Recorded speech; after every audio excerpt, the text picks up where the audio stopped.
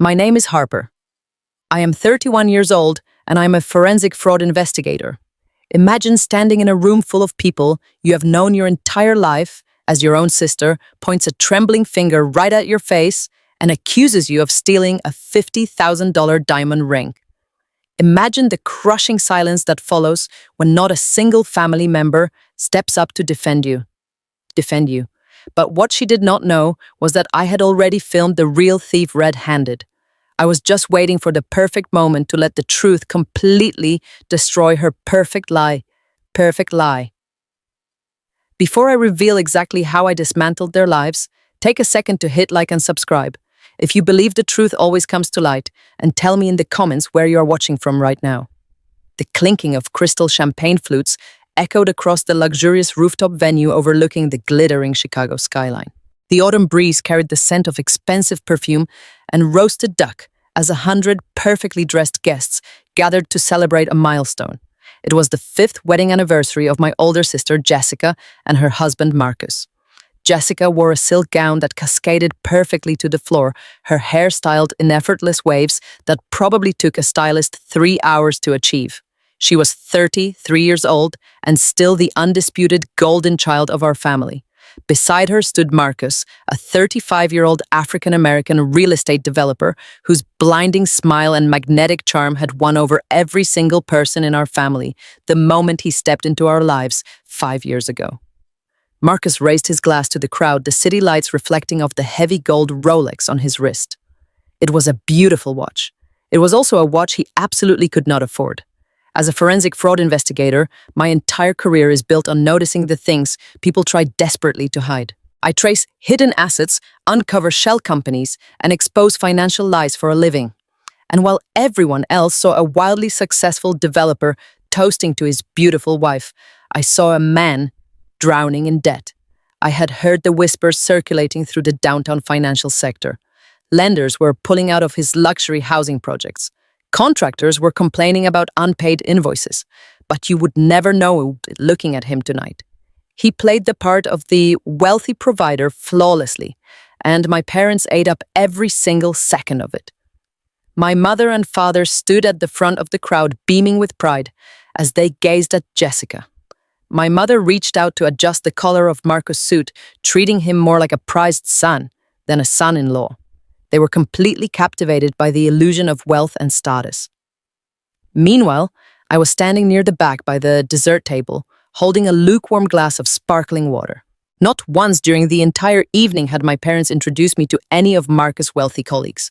When I tried to join their conversation earlier, my father had simply nodded in my direction before turning his back to ask Jessica if she needed another drink. It was the same dynamic we had lived out since childhood. Jessica was the star of the show, the brilliant, beautiful success story who married a millionaire. I was just the quiet younger sister who analyzed spreadsheets and asked too many uncomfortable questions. The jazz band in the corner played a smooth melody as the speeches concluded. Waiters in crisp white shirts circulated through the crowd, offering silver trays of warm appetizers. I watched as Marcus leaned in and kissed Jessica, whispering something in her ear that made her laugh brightly. He had surprised her earlier that night with an extravagant anniversary gift, a massive custom-designed diamond ring supposedly worth $50,000. She had spent the first 2 hours of the party flashing it in the face of every single guest, making sure everyone knew exactly how much her husband adored her. I had politely admired it when she shoved her hand in my face, though the setting looked slightly off to my trained eye. I kept my thoughts to myself. Surviving a family event meant keeping a low profile and letting Jessica have her moment in the sun. I checked my phone, calculating exactly how soon I could slip out unnoticed and head back to my quiet apartment. Around 10 o'clock, Jessica announced she was going into the private bridal suite to touch up her makeup and change into her second dress for the dancing portion of the evening. The crowd cheered as she dramatically swept out of the room. Marcus stayed behind, ordering another round of expensive scotch for his friends at the bar. The atmosphere was light and festive. I finally set my water glass down on a nearby table and grabbed my purse, deciding it was the perfect time to make a quiet exit. I walked toward the coat check area, where my beige trench coat was draped over a chair. Suddenly, a piercing scream shattered the elegant hum of the party. The jazz band abruptly stopped playing. The lively chatter died instantly, replaced by a heavy, confused silence. The heavy wooden doors of the bridal suite flew open, and Jessica stumbled out. Her face was pale, and her eyes were wide with absolute panic. She was shaking visibly, clutching the doorframe as she scanned the silent room. Marcus rushed over to her, immediately dropping his scotch glass onto a table. My mother gasped and ran forward, asking what was wrong. Jessica let out a breathless sob, her voice shaking as she yelled that her new ring was gone. She claimed she had taken it off for just 1 minute to wash her hands, leaving it right on the center of the marble vanity. When she turned back around, the $50,000 diamond was missing. Jessica did not just walk out of the bridal suite. She stormed through the luxurious rooftop venue like a hurricane, seeking a very specific target. The heavy double doors slammed against the walls, echoing over the sudden silence of the party. The jazz band abruptly stopped playing, and every single face in the crowd turned toward her, waiting for an explanation. Her eyes frantically scanned the room, ignoring the concerned murmurs of her wealthy friends, and ignoring the waiters who froze with their silver trays in midair. Her gaze locked instantly onto me, standing quietly near the coat check. She raised her hand, her manicured finger extending like a loaded weapon pointing directly at my face. The distance between us was perhaps 40 feet, but the venom in her voice closed the gap in a heartbeat. Harper stole it, she screamed, her voice cracking with perfectly manufactured hysteria. Harper took my ring because she's always jealous of everything I have. The accusation hung in the crisp evening air, thick and suffocating. A collective gasp rippled through the audience of 100 beautifully dressed guests. I stood perfectly still, my hand resting lightly on the leather strap of my purse. 100 pairs of eyes shifted from Jessica to me, their expressions instantly transforming from casual shock to harsh judgment. No one asked what had happened. No one told Jessica to calm down and breathe. The guests simply parted like the Red Sea, creating a clear and devastating path between the grieving bride and the sister she had just publicly condemned. Before I could even process the absolute absurdity of the claim, my parents were already moving across the floor. They rushed to Jessica, wrapping their arms around her trembling shoulders, instantly validating her fabricated narrative. My mother glared at me across the room with a look of pure, unadulterated disgust, the kind of look reserved for convicted criminals and not for her own flesh and blood.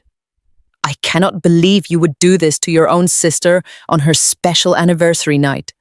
My mother yelled, her voice dripping with absolute disappointment. "Open your purse right now, Harper, and show everyone what you did."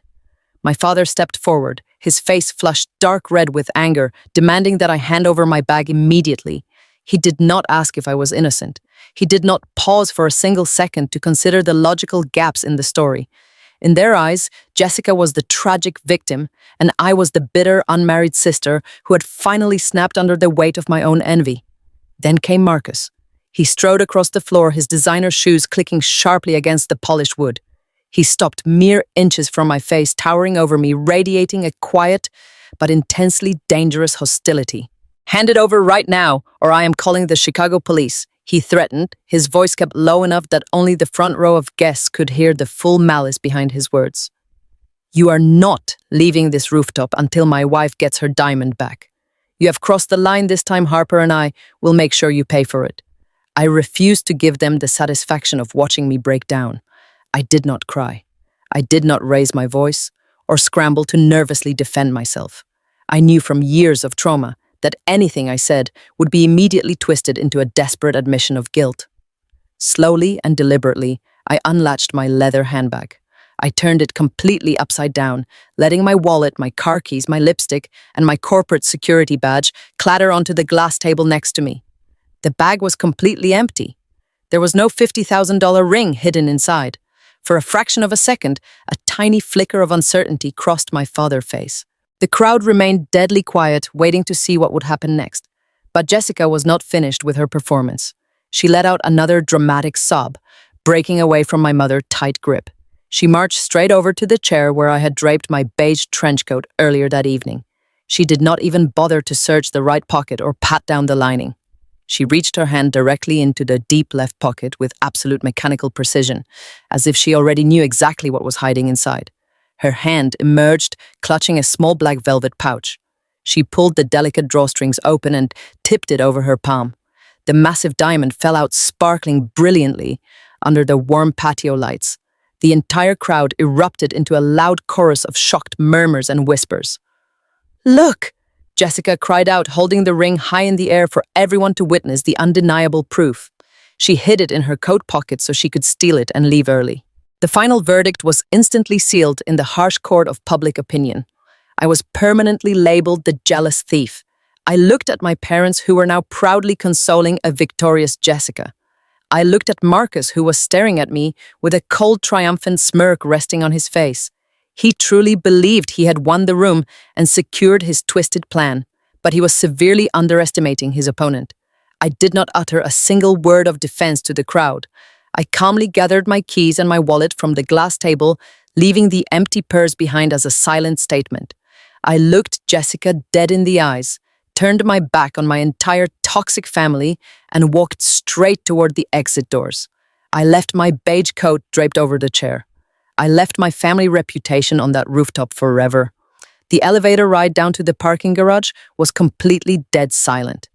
The cold autumn air hit my face as I unlocked my car and slid into the quiet sanctuary of the driver's seat. My hands were perfectly steady on the steering wheel. I reached into my pants pocket and pulled out my phone. The bright screen was already lit up with a secure push notification. It was a motion-detected alert from the tiny hidden micro camera I had secretly sewn into the lapel of that exact trench coat earlier that morning. My family had a long documented history of going through my personal belongings during holiday gatherings, and I had finally decided to take protective measures. I tapped the blinking notification, holding my breath, as the encrypted video file quickly began to download to my device. They thought they had ruined my life tonight, but they had no idea the real conflict was just beginning. The truth was captured in high definition. The cold leather of my steering wheel grounded me as I sat in the dim parking garage. The faint bass of the rooftop jazz band was completely gone, replaced only by the steady sound of my own breathing. I stared at the bright screen of my phone, watching the blue progress bar, as the encrypted video file downloaded from my hidden coat camera. My heart pounded against my ribs, but my mind shifted into sharp analytical focus.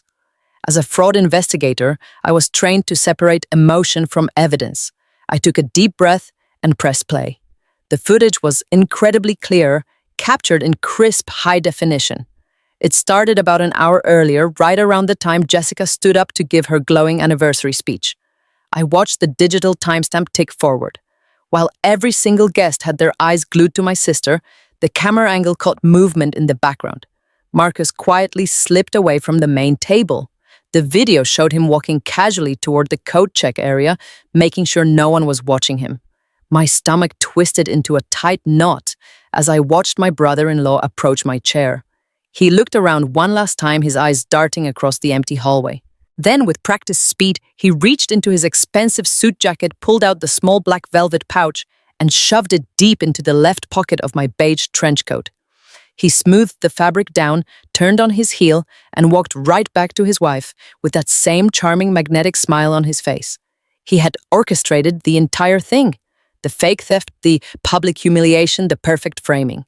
He had planted the ring exactly where he knew Jessica would look. I hit pause, freezing the frame on Marcus' deceitful face.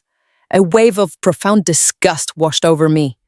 I always knew my family was deeply toxic, but framing me for a felony was an entirely new level of betrayal. Before I could process what I had witnessed, my phone vibrated aggressively. The caller ID flashed brightly. It was my father. I let it ring 3 times to steady my pulse before I hit accept and lifted the phone. I did not say hello. I just waited. The silence on the other end of the line was heavy and oppressive until my father finally spoke. His voice was completely devoid of any parental warmth or concern. It was the cold, calculated tone of a businessman negotiating a hostile takeover. "Harper," he said sharply, "I am only going to say this once, so you better listen very carefully. You have humiliated this family for the last time. Your sister is upstairs having a complete nervous breakdown on what was supposed to be the happiest night of her life. Marcus is currently on the phone with his lawyer, and he is fully prepared to press felony grand larceny charges against you first thing tomorrow morning." He paused, letting the severe threat hang in the air. "But we are willing to offer you a way out of this mess." I gripped the steering wheel tighter, my knuckles turning stark white. I asked him what he wanted, my voice dangerously calm. My father did not hesitate. He laid out the terms with ruthless precision. "First, you are going to formally return the ring to Marcus and apologize to Jessica. Second, you are going to immediately contact our family attorney and sign over your 50% share of your late grandmother estate. Jessica needs that money to compensate for the severe emotional distress you have caused her tonight. And Marcus needs it to cover the negative press this might bring to his business. If you sign the waiver relinquishing your inheritance completely, Marcus will drop the criminal charges and we will keep you out of a federal prison. You have until tomorrow to make your choice." He hung up the phone without waiting for my response. The line went completely dead, leaving me alone in the suffocating silence of the car. I slowly lowered the phone to my lap, my mind racing a million miles a minute. Suddenly, every single confusing detail of the night snapped perfectly into place. This was never about petty sibling jealousy. This was never about Jessica needing to be the center of attention or my parents needing to feel superior. This was a highly coordinated financial shakedown. Marcus was drowning in $2 million of private debt, and his luxury housing projects were failing miserably. He desperately needed cash to pay off his aggressive lenders. My grandmother had left a massive trust fund to be split evenly between Jessica and me when I turned 32 next month. Marcus and Jessica knew I would never willingly hand over my half of the inheritance to fund his sinking business, so they devised a flawless trap to forcefully extort the money from me. They used a $50,000 diamond ring as bait, relying on my parents' blind favoritism to execute the perfect public execution. They honestly thought I would panic. They thought I would crumble under the terrifying threat of a felony conviction and sign away my financial future just to stay out of a cold jail cell. They looked at me and saw the same quiet, obedient little girl they had bullied and manipulated my entire life. But they're wrong. They pushed me straight past the point of fear and directly into the realm of absolute vengeance. A cold, hard smile slowly formed on my face as I looked back down at the paused video on my screen. They wanted to play a high-stakes game of financial fraud with a certified forensic investigator. I started my car, the engine roaring to life in the cold and empty concrete parking garage. I was not going to give them a single dime. I was going to let them dig their own graves, and then I was going to bury them completely in the undeniable truth. The morning sun broke through the blinds of my apartment, but it brought absolutely no warmth to the freezing reality of my situation. I had not slept a single minute since I left that horrible anniversary party. I spent the entire night sitting at my kitchen island, drinking black coffee, and backing up the encrypted video footage of Marcus to 3 separate secure cloud servers. I also spent hours drafting a meticulous timeline of my brother-in-law and his highly suspicious financial transactions. Most ordinary people who are suddenly and falsely accused of a massive felony wait for the police to knock on their door in a state of sheer panic. They hide in their homes, they cry to their friends, and they pray that the misunderstanding will just magically clear itself up. I'm not most people. I'm a highly trained forensic fraud investigator, and I know exactly how the criminal justice system actually works.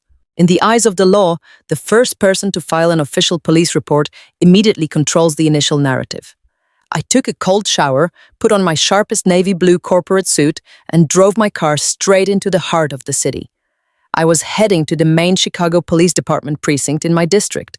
I was absolutely not going to sit around and wait for my toxic family to completely destroy my life and my career. I was going to beat them to the punch. The city of Chicago was just waking up as I navigated through the heavy morning traffic. The sky was a pale gray, reflecting my bleak mood. The precinct building was a cold, intimidating concrete structure that smelled heavily of stale black coffee and cheap industrial floor cleaner. The fluorescent tube lights buzzed aggressively overhead, casting long, harsh shadows as I walked through the heavy glass double doors. I marched straight toward the main front desk, my leather heels clicking loudly and confidently against the faded linoleum floor. I had my speech perfectly prepared, but the very moment I turned the corner, my blood ran completely cold. Sitting at a scratched metal desk directly across from a uniformed intake officer was Marcus. He was already there. He was hunched forward, playing the part of the devastated family man and victim with award-winning theatrical perfection. He was wearing a casual but clearly expensive grey cashmere sweater, looking exactly like an honest, hard-working man who had just experienced a tragic emotional betrayal at the hands of a trusted family member.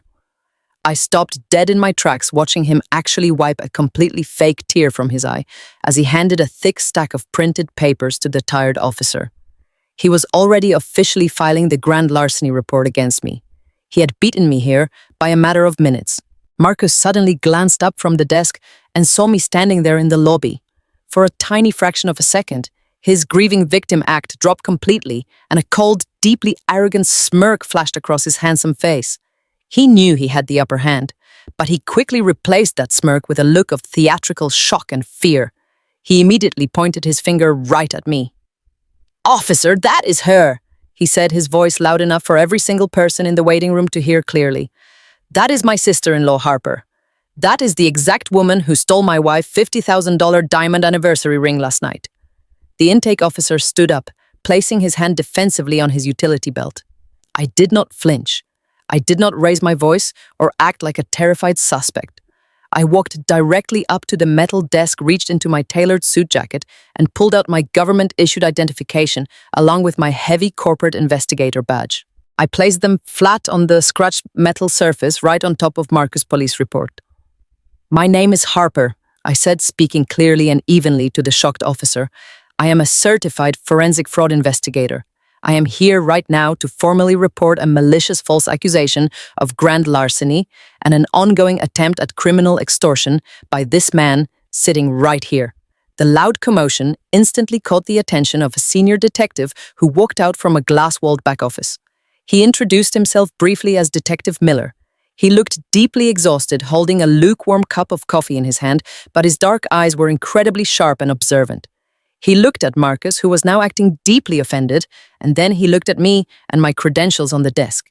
"Step into my back office right now, both of you," the detective ordered, pointing down a narrow hallway. Marcus immediately tried to protest loudly, claiming he was the innocent victim and should absolutely not have to be forced into the same room as a common thief. Detective Miller simply glared at him and pointed to the hallway again. We walked in tense silence into a small, windowless interrogation room. The concrete walls were painted a depressing dull gray, and the air inside felt suffocatingly thin. Marcus sat heavily on one side of the scratched metal table, crossing his arms defensively over his chest. I sat on the exact opposite side, maintaining perfect professional posture. Detective Miller dropped a thick manila folder onto the center of the table and looked directly at me. He stated that Marcus had just provided a legally binding sworn statement along with 3 written witness testimonies from my own parents and my sister Jessica, all claiming they watched me steal a diamond ring from a private bridal suite. The detective asked me where the ring was right now and coldly told me that cooperating immediately would save me a lot of federal prison time. I looked Detective Miller dead in the eyes and completely refused to play the pathetic role of the terrified suspect. I told him confidently that I did not have the ring because I never took the ring in the first place. I asked him to carefully look at my professional credentials again. I explained calmly that I spend my entire life tracking missing financial assets and uncovering complex corporate crimes for a living. I told the detective that if he actually wanted to find the real truth behind this incident, he needed to stop looking at me and start heavily examining the chain of custody of the missing jewelry. I demanded to know if Marcus had provided any actual proof of purchase, any valid insurance documentation, or any hotel surveillance footage showing me physically entering that private bridal suite. Marcus shifted very uncomfortably in his metal chair, his highly confident facade finally beginning to crack just a little bit under my intense pressure. Marcus quickly told the detective that the stolen ring was found directly inside my coat pocket, and that dozens of wealthy guests saw my sister pull it out. I countered his argument immediately without skipping a beat. I told Detective Miller that finding an item stuffed inside a coat, draped over a chair in a heavily populated public hallway, does not logically prove that I put it there. It only proves that someone desperately wanted it to be found there by the crowd.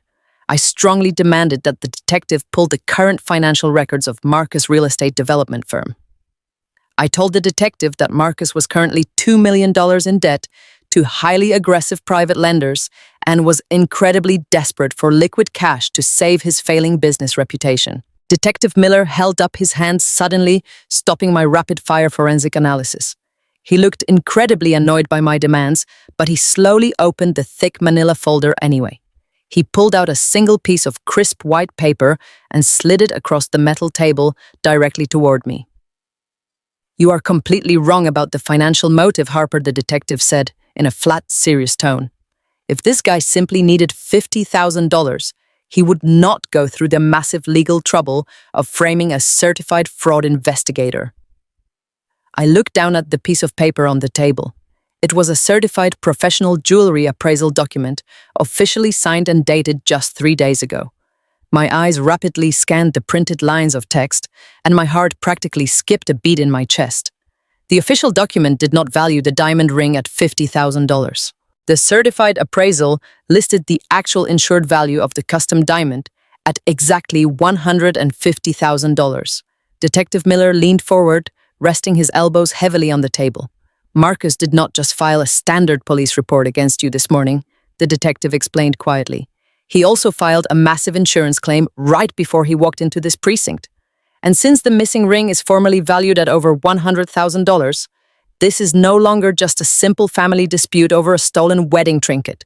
This is now classified as an aggravated felony case. The insurance company is officially launching a full-scale fraud investigation today, and you are legally listed as the primary suspect in a major corporate theft." I stared blankly at the paper as the absolute genius and sheer evil of their coordinated plan completely washed over me. Jessica had spent the entire anniversary party loudly telling everyone the ring was worth $50,000. That was just a public lie designed to make the theft seem believable, but not quite suspicious enough to trigger a massive federal audit. But the private insurance policy was secretly triple that exact amount. They were planning to collect $150,000 in clean, untraceable insurance payout money to pay off his angry creditors and send me directly to prison to take the ultimate fall for their financial mismanagement. The room spun slightly, but I held my ground. Detective Miller closed the folder and sighed loudly. He looked at Marcus and then looked back at me. He stated that because there was absolutely no hard physical evidence found on my person, and because the ring was not currently in my direct possession, he could not legally place me under arrest right this second. I let out a very small breath of relief, thinking I had bought myself some time. But then the detective dropped the final devastating hammer. He explained that because this was now an open high-value felony investigation involving familial assets and potential flight risks, standard police procedure required immediate financial action. He told me that as of 10 minutes ago, the police department had officially contacted my bank and completely frozen all of my personal checking and savings accounts. They locked down my credit cards and my emergency funds to prevent me from liquidating assets and fleeing the state.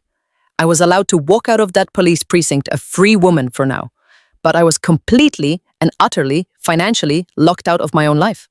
I had absolutely zero money to hire a defense lawyer, zero money to buy food, and zero money to fight back against the monsters who were actively trying to ruin me. The drive from the police precinct to my corporate office building felt like a blur of gray concrete and flashing traffic lights. My mind was racing, trying to calculate how I was going to survive with frozen bank accounts and a pending felony charge hanging over my head. But as I pulled into the underground parking garage of the massive glass skyscraper where I worked, my racing thoughts slowly began to crystallize into pure, focused adrenaline. My job at the firm was my absolute sanctuary. For the past 7 years, I had built a flawless reputation as a senior forensic fraud investigator. I navigated complex corporate structures, I exposed multi-million-dollar embezzlement schemes, and I earned the deep respect of every single partner in the building. The firm was the one place where my toxic family had zero influence over my life. Or at least that is exactly what I thought as I swiped my security badge and stepped into the sleek steel elevator. I pressed the button for the 42nd floor, taking a deep breath and adjusting the collar of my navy blue suit. I needed to sit at my desk, open my laptop, and bury myself in my work while I figured out my next legal move. But the moment the elevator door slid open, I knew something was horribly wrong. The main reception area of our floor is usually a quiet zone of hushed professional conversations and ringing phones. But as I stepped out onto the thick corporate carpet, I immediately noticed my colleagues staring at me. Junior analysts quickly looked down at their shoes, and senior partners completely avoided my gaze.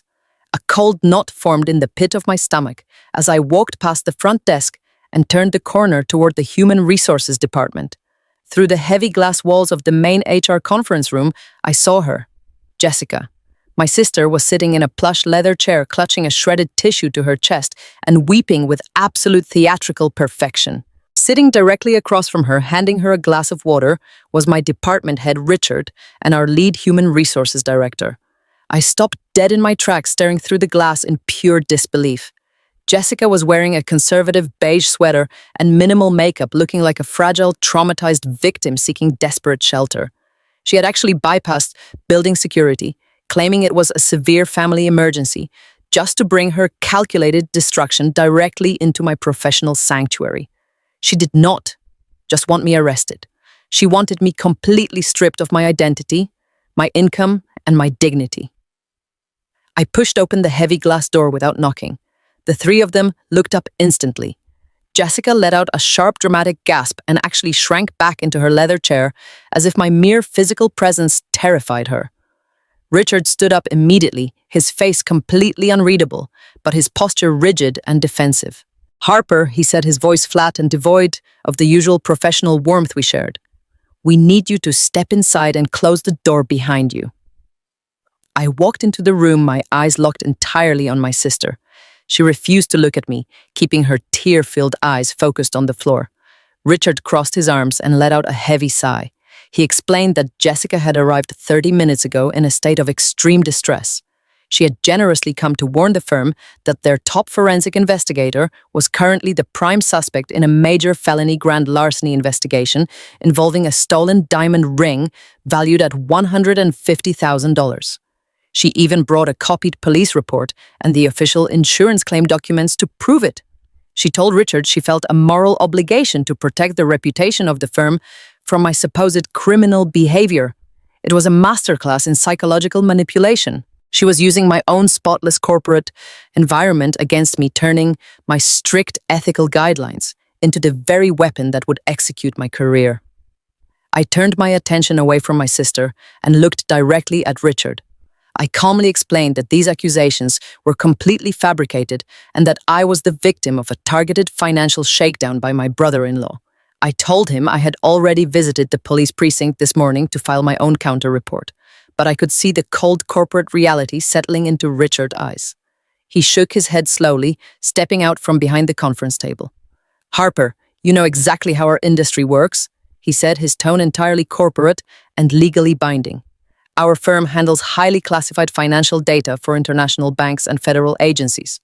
Your specific position requires active top-tier security clearance and an absolutely spotless ethical record. Our corporate compliance policy is incredibly strict and entirely zero tolerance.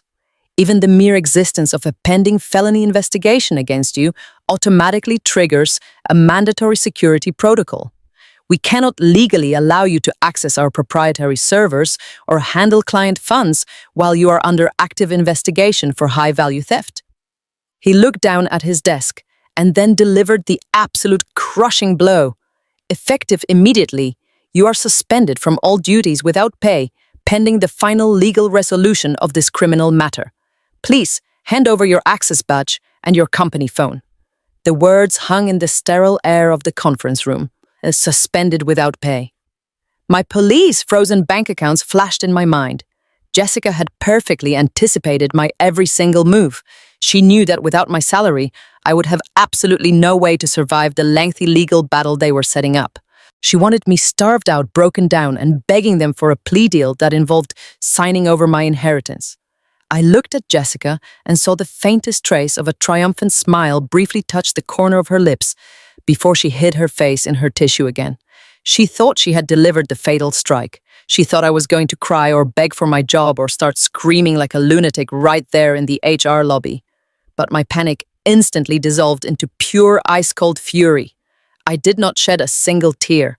I stood perfectly tall, adjusting my suit jacket and mentally shifting from a sister betrayed into a ruthless corporate litigator. I was not going to let them strip me of my only weapon. I looked at Richard and the human resources director with absolute deadpan focus. I respectfully declined to hand over my badge.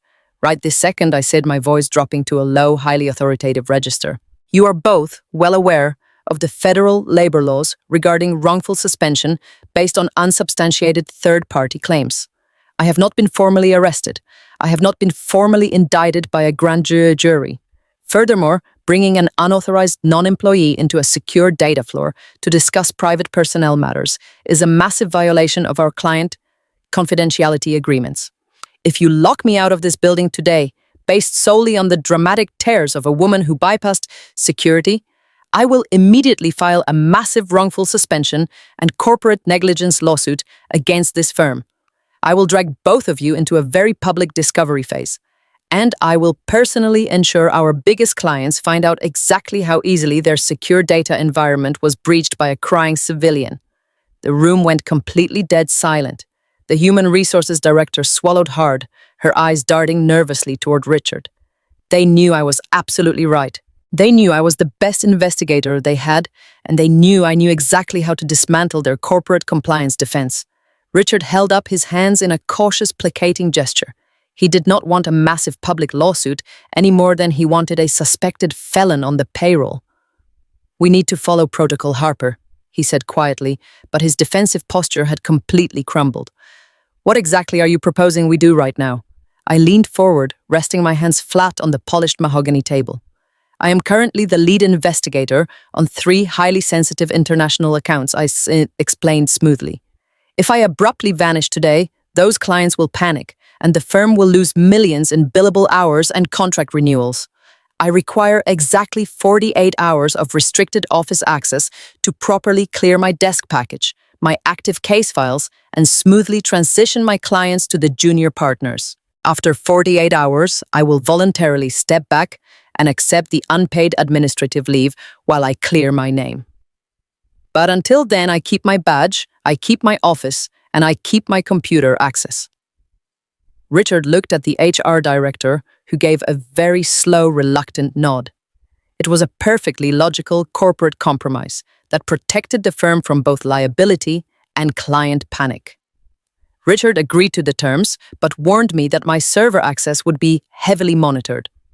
Jessica suddenly stopped crying, her head snapping up in genuine confusion. This was not part of her flawless plan. She wanted me thrown out into the street right in front of her. She opened her mouth to protest, but Richard immediately asked her to leave the building, stating that the firm had to handle internal matters privately. A security guard was called to escort my deeply frustrated sister back down to the lobby. I watched her walk away, her perfect performance completely ruined by my refusal to become a victim. I turned on my heel and walked directly to my private corner office. I closed the heavy oak door, locked it from the inside, and closed the window blinds.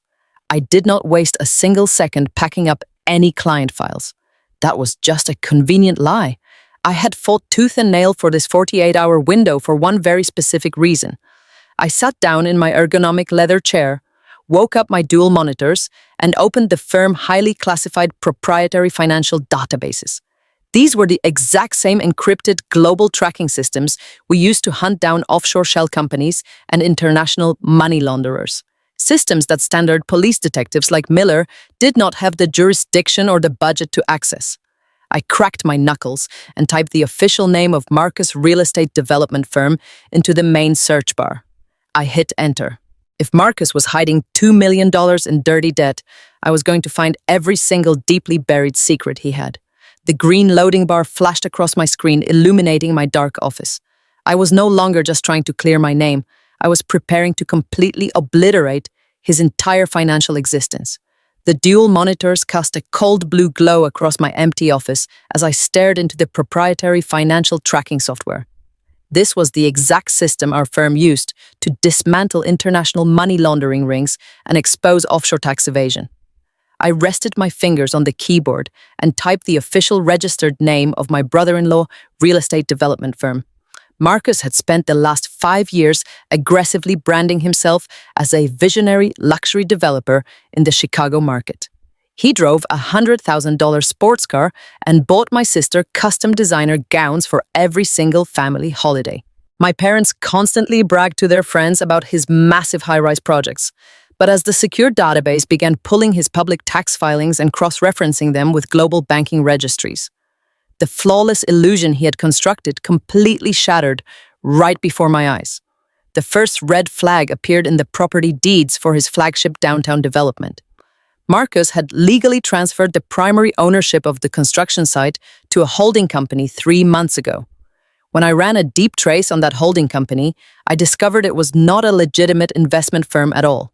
It was a heavily leveraged ghost entity created solely to absorb massive amounts of high-interest debt. I pulled the corporate loan registries, and my blood ran absolutely cold. Marcus was not just experiencing a temporary cash flow problem like the financial whispers had suggested. He was drowning in a catastrophic financial sinkhole. His business had defaulted on 3 major construction loans in the past 2 quarters alone. To keep his luxury projects from being publicly foreclosed upon, he had turned to unregulated private lenders.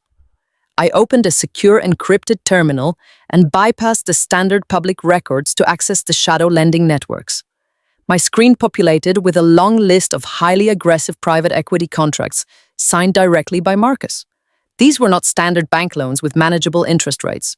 These were predatory short-term bridge loans designed to trap desperate developers. I calculated the raw numbers on my digital notepad, and the final total was absolutely staggering. Marcus was exactly $2 million in debt. Even worse, the primary balloon payment for that entire $2 million was legally due in less than 14 days. If he did not produce a massive amount of liquid cash immediately, the private lenders would seize every single asset he owned. They would take his business, his house, his luxury cars, and completely destroy the wealthy socialite lifestyle my sister cherished so deeply. But I knew Marcus was a proud and arrogant man.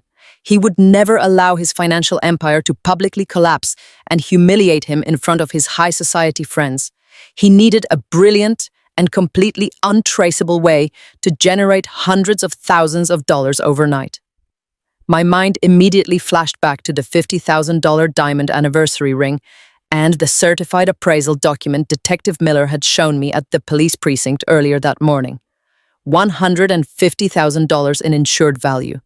I minimized the real estate portfolios and opened a new search window focusing entirely on the origins of that massive diamond. The police report stated that Marcus had purchased the custom ring from a boutique jewelry broker called Apex Global Imports. I typed the vendor name into our corporate fraud database, expecting to find a high-end diamond dealer located in the Diamond District of New York or London. Instead, the search results returned a simple digital registration for a limited liability corporation based out of a tiny strip mall in Delaware. There was no storefront. There was no inventory. There were no actual employees. Apex Global Imports was nothing more than a classic shell company. I dug deeper into the public registry records, tracking the registered agent of the shell company. The agent was listed under a law firm that specialized in creating anonymous corporate entities for wealthy clients looking to hide their assets. I cross-referenced the Delaware shell company banking history with Marcus' personal checking accounts. The firm's software was powerful enough to detect routing number overlaps in international wire transfers. It took less than 10 minutes for the system to flag a direct connection. 2 months ago, Marcus had quietly wired $5,000 to the exact same account controlled by that Delaware shell company. That was the absolute true cost of the anniversary ring. He did not buy a $50,000 diamond. He bought a flawless laboratory-grown fake or a high-grade cubic zirconia piece for $5,000. Then he used his own anonymous shell company to generate a highly fabricated professional jewelry appraisal, claiming the worthless piece of glass was a rare custom diamond valued at $150,000. I leaned back in my leather ergonomic chair as the entire sociopathic masterpiece clicked perfectly into place. It was the most textbook case of high-level insurance fraud I had ever seen in my professional career. If Marcus had simply reported the ring lost or stolen by a random stranger, the insurance company would have immediately launched a massive corporate investigation. They would have scrutinized his failing business records and uncovered the shell company. He needed a highly believable scapegoat to distract the insurance fraud investigators. He needed someone with a supposed motive, someone the family would quickly turn against, and someone who would look incredibly guilty in a police report. He chose me because he knew my parents already favored Jessica and would never ever question her tears. But the absolute true evil of his plan went so much deeper than just the insurance payout money. By framing me for a major felony grand larceny, he and Jessica were intentionally attempting to trigger a morality clause in my late grandmother trust fund. They knew that if I was facing federal prison time, my parents would pressure me to sign away my 50% share of the inheritance to make the criminal charges magically disappear. It was a brilliant double payout strategy. Marcus would collect the $150,000 in clean insurance money to temporarily satisfy his aggressive private lenders, and Jessica would steal my entire half of the family inheritance to maintain her luxurious lifestyle. They were going to completely destroy my career, my freedom, and my future just to balance their checkbook. I did not feel fear anymore. I only felt a cold and incredibly dangerous sense of professional clarity. I reached into my desk drawer and pulled out a secure encrypted titanium flash drive. I plugged it into my computer tower and began downloading every single piece of evidence I had just uncovered. I saved the private loan documents, the shell company registration, the wire transfer receipts, and the fake jewelry appraisal network maps. I meticulously organized the data into a legal file format that any federal prosecutor could easily understand. I watched the green progress bar slowly creep across my monitor, holding my breath as the massive files transferred over. When the download finally reached 100%, I safely ejected the drive and dropped it into the bottom of my purse. I had the exact weapon I needed to destroy them both. I quickly logged out of the firm database, shut down my computer, and grabbed my coat. My 48-hour window of corporate access was still open, but I had everything I needed. I walked out of my office, navigated the quiet corporate hallways, and took the elevator down to the underground parking garage. The drive back to my apartment was completely silent. The sun was beginning to set over the Chicago skyline, casting long dark shadows across the city streets. I felt a strange sense of calm washing over me. For my entire life, I had allowed my family to manipulate me and push me into the background. But tonight, I held their entire pathetic future right in the palm of my hand. I finally pulled into my residential parking garage and took the stairs up to my third-floor apartment. The hallway was quiet and smelled faintly of fresh laundry and floor wax. I unlocked my front door, stepped inside, and immediately threw the heavy brass deadbolt closed behind me. I dropped my keys onto the kitchen island and let out a long, exhausted sigh. I reached into my purse to pull out the titanium flash drive, ready to plug it into my personal laptop, and begin drafting a formal report for the Federal Insurance Fraud Division. But before my fingers could even touch the metal drive, a sudden violent crash echoed through my apartment. Someone was aggressively pounding their fists against my front door. The heavy wood rattled violently in its frame under the sheer force of the blows. I froze completely in place, my heart instantly slamming against my ribs. The pounding did not stop. It grew louder and more frantic, echoing terribly in the small hallway. Then I heard his voice muffled through the heavy wood but entirely unmistakable. It was Marcus. He was not using his charming, wealthy developer voice anymore. He sounded breathless, angry, and incredibly desperate. He yelled my name, demanding that I open the door immediately. He told me he knew I was inside and that I had absolutely nowhere to run. The calculating fraudster had dropped his perfect public mask, and the desperate man drowning in $2 million of dangerous debt was now standing directly on the other side of my locked door. I slowly backed away from the entrance, my eyes locked on the rattling brass handle as the violent pounding continued to shake the walls of my home. The heavy brass handle of my front door rattled violently under the sheer force of his fists. Marcus was standing on the other side of that thin layer of wood, completely dropping the charismatic facade he wore so perfectly in public. My heart hammered against my ribs, but my training as an investigator immediately kicked in. I knew that keeping a desperate man locked out would only escalate his rage and draw the attention of my neighbors. I needed to control the environment. I reached into my pocket and hit the record button on my smartphone, sliding it carefully back into the deep pocket of my trousers. I took a slow, deep breath to steady my nerves and unlock the deadbolt.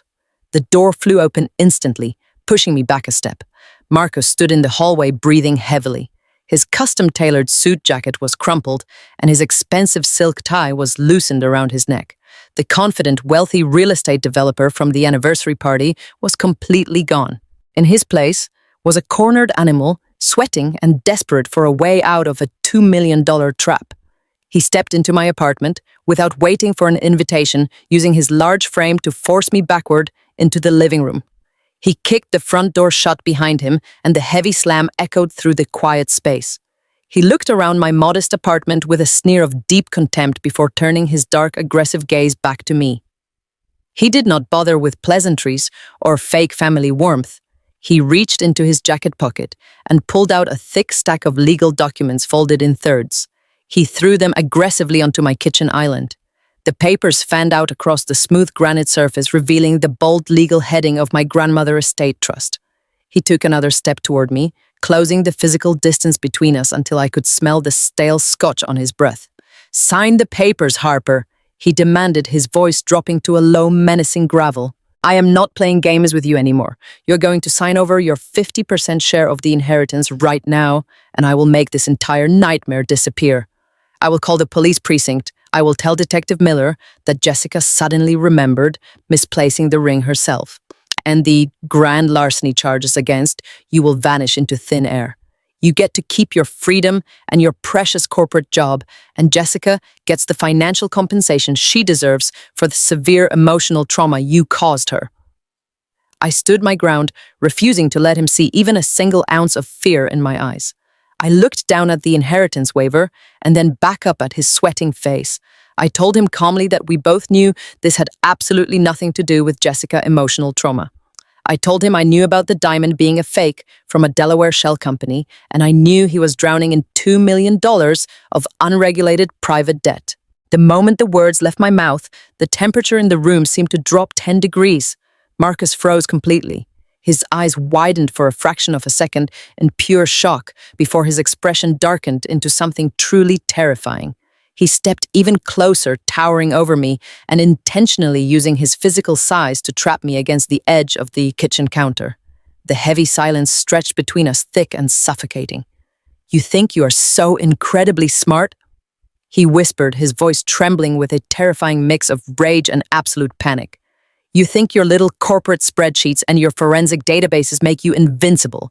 You have absolutely no idea what kind of people you are messing with, Harper. These are not standard bank executives who send polite overdue notices in the mail.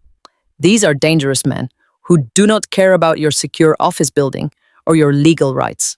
They want their $2 million by the end of the month, and they will do whatever it takes to collect it."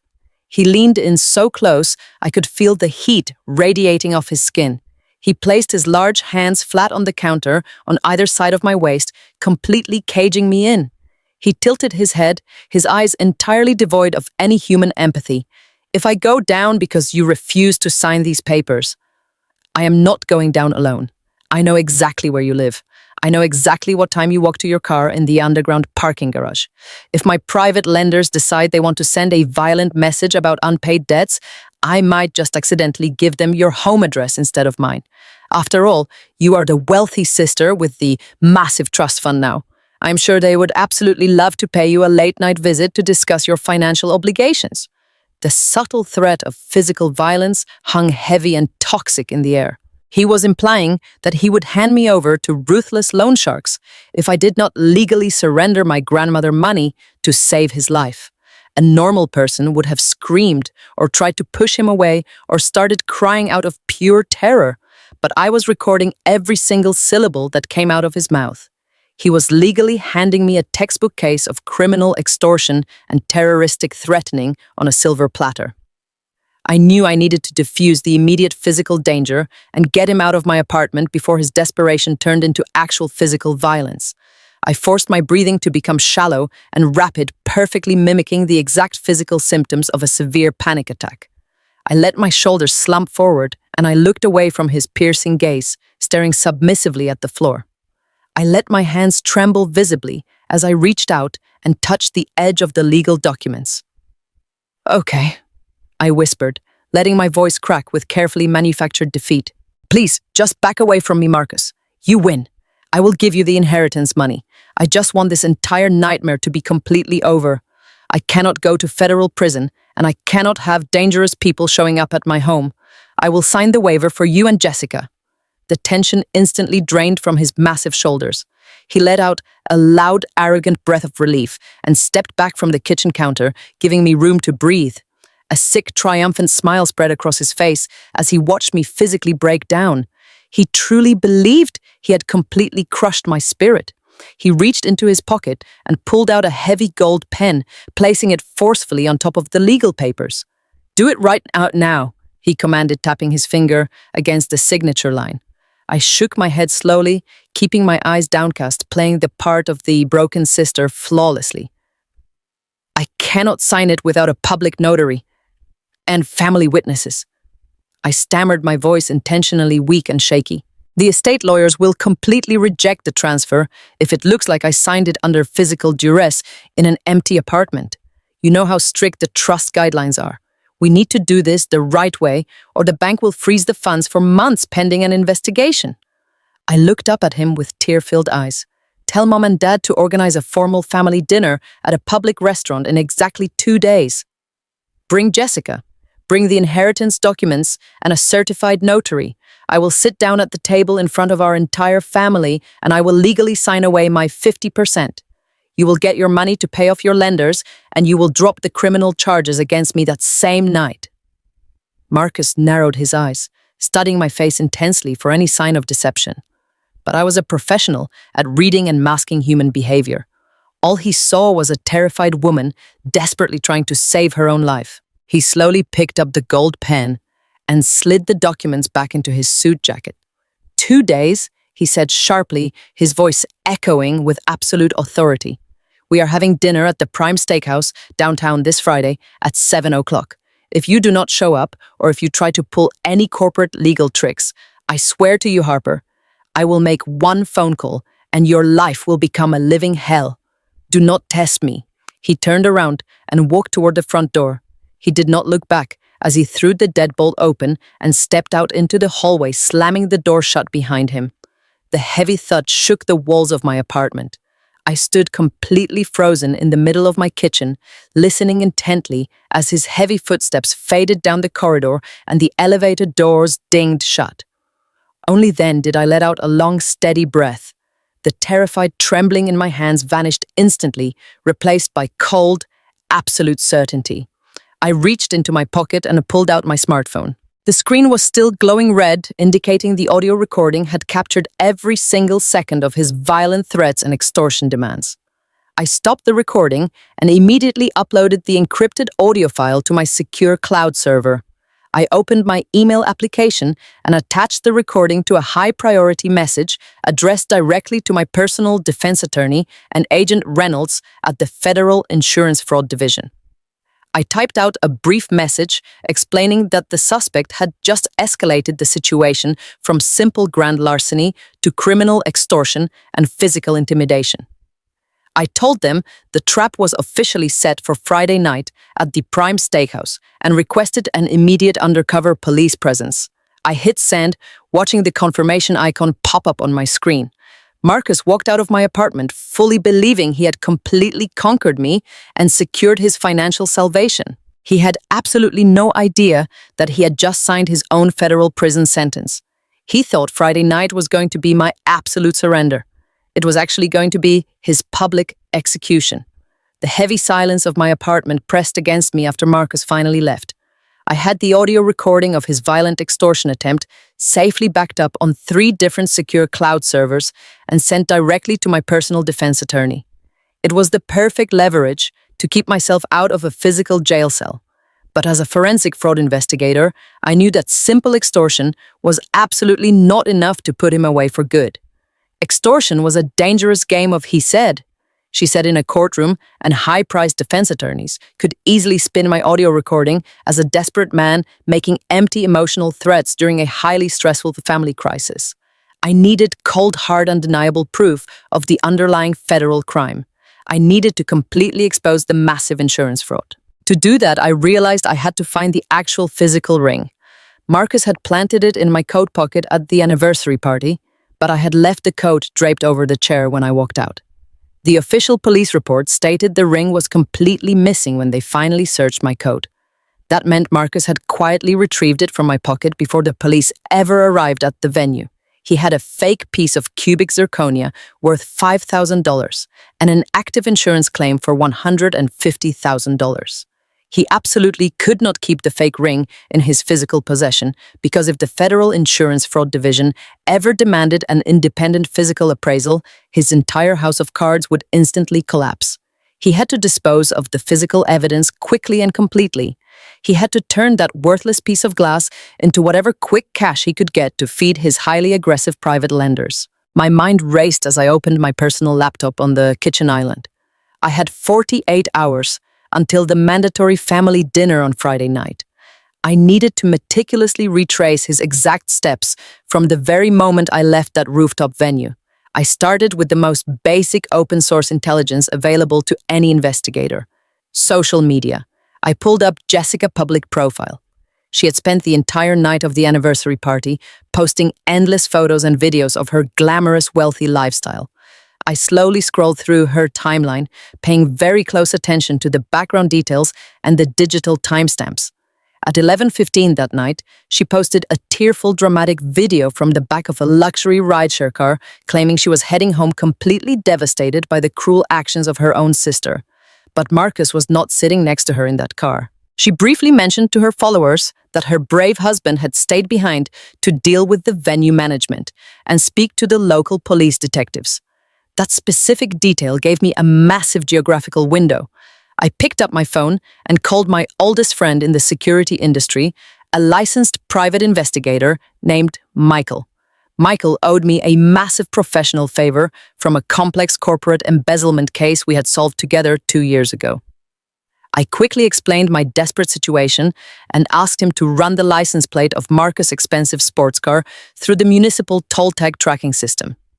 In the state of Illinois, the automated electronic toll collection cameras capture exact time and location data for every single vehicle that passes under them on the major highways. Because my personal bank accounts were completely frozen by the police department, I could not legally pay Michael for his expensive services, but he immediately agreed to pull the restricted data off the books. 10 minutes later, a secure encrypted file landed in my inbox. I opened the digital spreadsheet and began mapping the exact geographical coordinates. At midnight on the night of the party, Marcus did not drive his sports car back to his luxury suburban home. Instead, the automated toll cameras caught him driving directly into the deep industrial south side of Chicago. He exited the highway near a desolate commercial strip known for shady cash advance lenders and unregulated 24-hour pawn shops. I zoomed in on the digital map, dropping a red pin on the exact intersection where his car disappeared from the traffic cameras. I knew exactly what he was doing. He was desperately trying to pawn the fake diamond in a neighborhood where nobody asked any questions. The next morning, I woke up before the sun even fully crested over the cold city skyline. I dressed in dark, unremarkable clothing, trading my sharp-tailored corporate suits for a simple black hoodie and heavy faded jeans. Since the police had completely frozen my checking and savings accounts, I had to pry up a loose wooden floorboard in my bedroom closet to retrieve the small fireproof lockbox where I kept $3,000 in emergency cash. It was a deeply paranoid habit I had developed after years of investigating sudden corporate asset freezes, and today, that exact paranoia was going to save my entire life. I drove my car to the south side, navigating through the crumbling city infrastructure and heavily shuttered storefronts until I reached the exact intersection from the toll data. There were 3 different pawn shops on the block, but only one of them had a glowing neon sign indicating they bought high-end jewelry and luxury watches 24 hours a day. I parked half a block away and walked inside. The small shop smelled heavily of old metal and stale cigarette smoke. A thick wall of scratched bulletproof glass separated the small customer lobby from the main inventory room. An older man with heavily tattooed arms and highly suspicious dark eyes was standing behind the reinforced glass. I did not waste any time with casual introductions or polite small talk. I walked straight up to the counter and slid 5 crisp $100 bills directly under the heavy steel partition. I looked him dead in the eyes and described Marcus perfectly. I asked about a tall, wealthy African-American man wearing a custom-tailored suit and a gold Rolex trying to desperately pawn a massive custom diamond ring late Sunday night. The shop owner looked down at the cash and then back up at me, his expression completely unreadable. He slowly reached out and slid the money off the counter into his pocket. He told me the guy I was describing came into the shop sweating heavily and loudly demanding $20,000 in immediate cash for the massive stone. But the shop owner had been dealing diamonds for over 30 years. He explained that he put his professional jeweler loop to the stone and instantly laughed right in Marcus' face. The supposed $50,000 diamond was nothing more than a high-grade laboratory-created cubic zirconia. It was virtually worthless on the secondary market. When the owner flatly refused to pay, Marcus completely panicked and practically ran out of the shop, taking the fake ring with him. I felt a massive surge of pure, absolute adrenaline pumping through my veins. This was exactly the irrefutable evidence I needed to completely destroy his perfect lie. I pulled another $500 in cash from my pocket and slid it under the glass partition. I told the shop owner I needed the raw security camera footage from Sunday night showing Marcus attempting to pawn the fake jewelry. The man did not say a single word. He just turned around, typed on a dusty computer terminal for 2 minutes, and handed me a cheap plastic flash drive containing the high-definition video files. I thanked him, grabbed the drive, and walked quickly back out into the cold morning air. I finally had the final heavy nail for his coffin. But just as I unlocked my car door, my phone began to ring loudly in my pocket. The caller ID displayed an unknown corporate toll-free number. I accepted the call, and a sharp, highly professional voice introduced herself as Sarah Jenkins, the lead claims adjuster for the premier insurance agency. Her tone was completely cold and devoid of any human sympathy. She informed me that Marcus and Jessica had just officially finalized their massive claim for the $150,000 stolen ring. More importantly, they had formally submitted 3 sworn legal affidavits from my own parents and my sister, naming me as the sole prime suspect in the theft. The adjuster bluntly stated that because of the incredibly high dollar amount and the newly signed witness statements, the insurance company had just requested the local police department to issue an immediate warrant for my formal arrest. The timeline had just violently accelerated. I was no longer just suspended from my job and financially frozen. I was completely out of time. I had exactly 36 hours until the mandatory Friday night dinner, and the police were actively preparing to come put me in steel handcuffs. I gripped the steering wheel tightly, my knuckles turning stark white as I stared at the plastic flash drive sitting perfectly on my passenger seat. I started the engine and pulled away from the curb, knowing my entire freedom depended on surviving the next 36 hours without getting arrested. The pressure was absolutely suffocating. I sat in my parked car outside the pawn shop, gripping the steering wheel so tightly my hands ached as the insurance adjuster words echoed relentlessly in my mind. A warrant for my arrest was actively being processed. Marcus and Jessica had officially signed the final claim documents under a penalty of perjury, naming me as the sole thief. In exactly 24 hours, the premier insurance agency was scheduled to wire $150,000 directly into Marcus' personal bank account. The very second that electronic wire transfer cleared the digital banking system, the crime would instantly escalate from a local state-level grand larceny dispute to a massive federal wire fraud violation. And because my family had perfectly positioned me as the ultimate scapegoat, I would be the one taking the devastating fall for a federal offense. The local police, led by Detective Miller, were moving far too slowly. They were entirely focused on the false witness statements provided by my own parents and had absolutely no jurisdiction or capacity to immediately freeze a corporate insurance payout based on my unproven theories. If I waited for the local justice system to work its course, I would be arrested, fingerprinted, and locked in a cold concrete holding cell by tomorrow afternoon. My suspended corporate job would immediately terminate me, and my career would be permanently destroyed. I needed to completely bypass the local precinct and go straight to the top of the investigative food chain. I needed the federal authorities.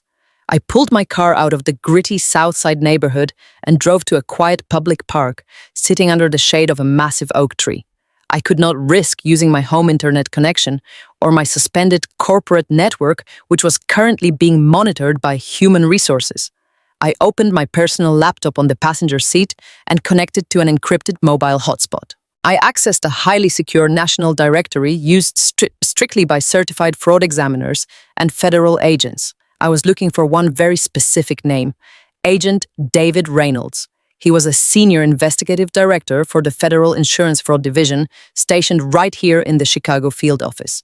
I had briefly collaborated with his department 3 years ago on a highly complex medical billing fraud case involving a corrupt hospital board. I knew his reputation perfectly. He was brilliant. He was absolutely ruthless, and he completely despised white-collar criminals who used their innocent family members as legal shields. I found his direct office line and dialed the number on my cell phone, holding my breath as it rang. When he finally answered, his voice was sharp, distracted, and highly impatient. I did not waste a single second with polite pleasantries. I immediately stated my full legal name, my corporate identification number, and my professional forensic credentials. I told him I was a senior financial investigator currently being framed by my own family for a $150,000 diamond theft, and that I had irrefutable physical proof of a pending massive federal wire fraud operation. There was a long, heavy pause on the other end of the line. Agent Reynolds was naturally skeptical and highly trained to detect deception. He coldly told me that every single criminal claims they are being completely framed, and that if there was an active local warrant pending for my arrest, he was legally obligated to report my current geographical location to the Chicago Police Department immediately. I kept my voice incredibly calm, entirely professional, and completely steady. I told him he could absolutely send the local police to arrest me, but if he did, he would be letting a $2 million shadow debt network and a highly sophisticated corporate shell company completely slip through his fingers. That specific detail caught his absolute attention. I told him to open his secure federal email server right that exact second. I hit send on the encrypted digital file package I had prepared earlier in my apartment. I sent him the public tax defaults for Marcus Real Estate Firm, the highly aggressive predatory private loan contracts, the Delaware registration details for the fake jewelry shell company, and the devastating audio recording of Marcus violently extorting me inside my own living room. I also included the raw pawnshop surveillance video showing Marcus desperately trying to sell the worthless piece of cubic zirconia just hours after the supposed theft occurred. I sat in my car listening intently to the sound of him typing rapidly on his mechanical keyboard. The silence stretched for almost 10 agonizing minutes as he reviewed the massive mountain of forensic evidence I had just dropped directly into his lap. When he finally spoke again, his entirely dismissive tone was completely gone.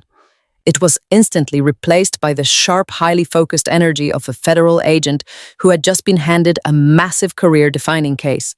He admitted that my forensic paperwork was absolutely flawless, and the audio recording of the extortion attempt was completely damning. He told me that Marcus had clearly orchestrated a textbook fraudulent claim and was using the inheritance extortion as a secondary payout strategy to cover his massive underground debts. But then Agent Reynolds hit me with a brutal legal reality. He explained that while the evidence was incredibly strong, it was still mostly circumstantial regarding the actual insurance claim itself until the money officially changed hands tomorrow. If federal agents moved in right now and arrested Marcus, He would simply lie and claim he panicked about his business debts and made a terrible emotional mistake, but his high-priced defense lawyers would aggressively fight the wire fraud charges, claiming he never actually received the illegal payout. We needed Marcus to actively and publicly attempt to finalize the financial extortion while simultaneously maintaining the insurance lie. We needed to catch him dead to rights in a highly controlled environment where he could not run and could not legally deny his actions to a jury. That was exactly what I had been waiting for him to say. I told Agent Reynolds about the mandatory family dinner Marcus had violently demanded during his visit to my apartment. I explained that tomorrow night at 7 o'clock, I was heavily ordered to sit down at the upscale Prime Steakhouse downtown and legally sign away my 50% share of my late grandmother estate in front of my entire family. I told the federal agent that Marcus was personally bringing the inheritance waiver documents and a certified public notary to finalize the extortion. I pitched my risky plan with absolute unwavering conviction. I asked Agent Reynolds to attend that exact family dinner undercover. I told him he would pose as my personal legal counsel, explicitly required by the trust guidelines to officially oversee the signing of any massive financial transfer. He would be sitting right there at the table when Marcus demanded the inheritance money in exchange for dropping the fake felony grand larceny charges. He would hear the entire extortion attempt firsthand, with his own ears, and he would have the ultimate federal authority to immediately intervene before the insurance company wired the final massive payout tomorrow night. Agent Reynolds was completely silent for a moment, heavily weighing the massive operational risks involved. Going undercover into a highly volatile psychological family dispute was incredibly dangerous and completely unconventional for his division. But the sheer magnitude of the fraud and the undeniable clarity of the forensic evidence I provided gave him the exact bureaucratic justification he needed. He finally agreed to the undercover operation. He told me he would coordinate very quietly with the local Chicago Police Department behind the scenes to ensure Detective Miller held off on executing the active arrest warrant for exactly 24 more hours. He would also arrange for a highly discreet team of plainclothes federal officers to be strategically positioned around the restaurant perimeter. But he gave me a very strict and terrifying warning before he hung up the phone. He told me that once we walked into that restaurant and sat down at that table, I was completely on my own. I had to guide the psychological conversation perfectly. I had to manipulate Marcus to explicitly state his illegal financial demands and admit to the arrangement in front of my entire family without spooking him or making him suspicious. If Marcus sensed a trap and refused to speak, or if I broke down under the severe psychological pressure of my toxic family and failed to deliver the setup, the entire undercover operation would instantly collapse. Reynolds would have absolutely no choice but to let the local police move in and arrest me on the active warrant to secure the chaotic scene. My entire life, my absolute freedom, and my flawless professional career hinged completely on my ability to outsmart a desperate sociopath while sitting directly across from the very parents who utterly despised me. The next 24 hours felt like navigating blindly through a suffocating nightmare. I drove back to my apartment and triple-locked the heavy doors pacing the hardwood floor as the clock slowly ticked toward Friday evening. I could not bring myself to eat a single bite of food. I could not sleep for even a minute. Every single time I closed my exhausted eyes, I vividly saw my mother glaring at me across the rooftop party and my father publicly demanding I open my purse like a common street criminal.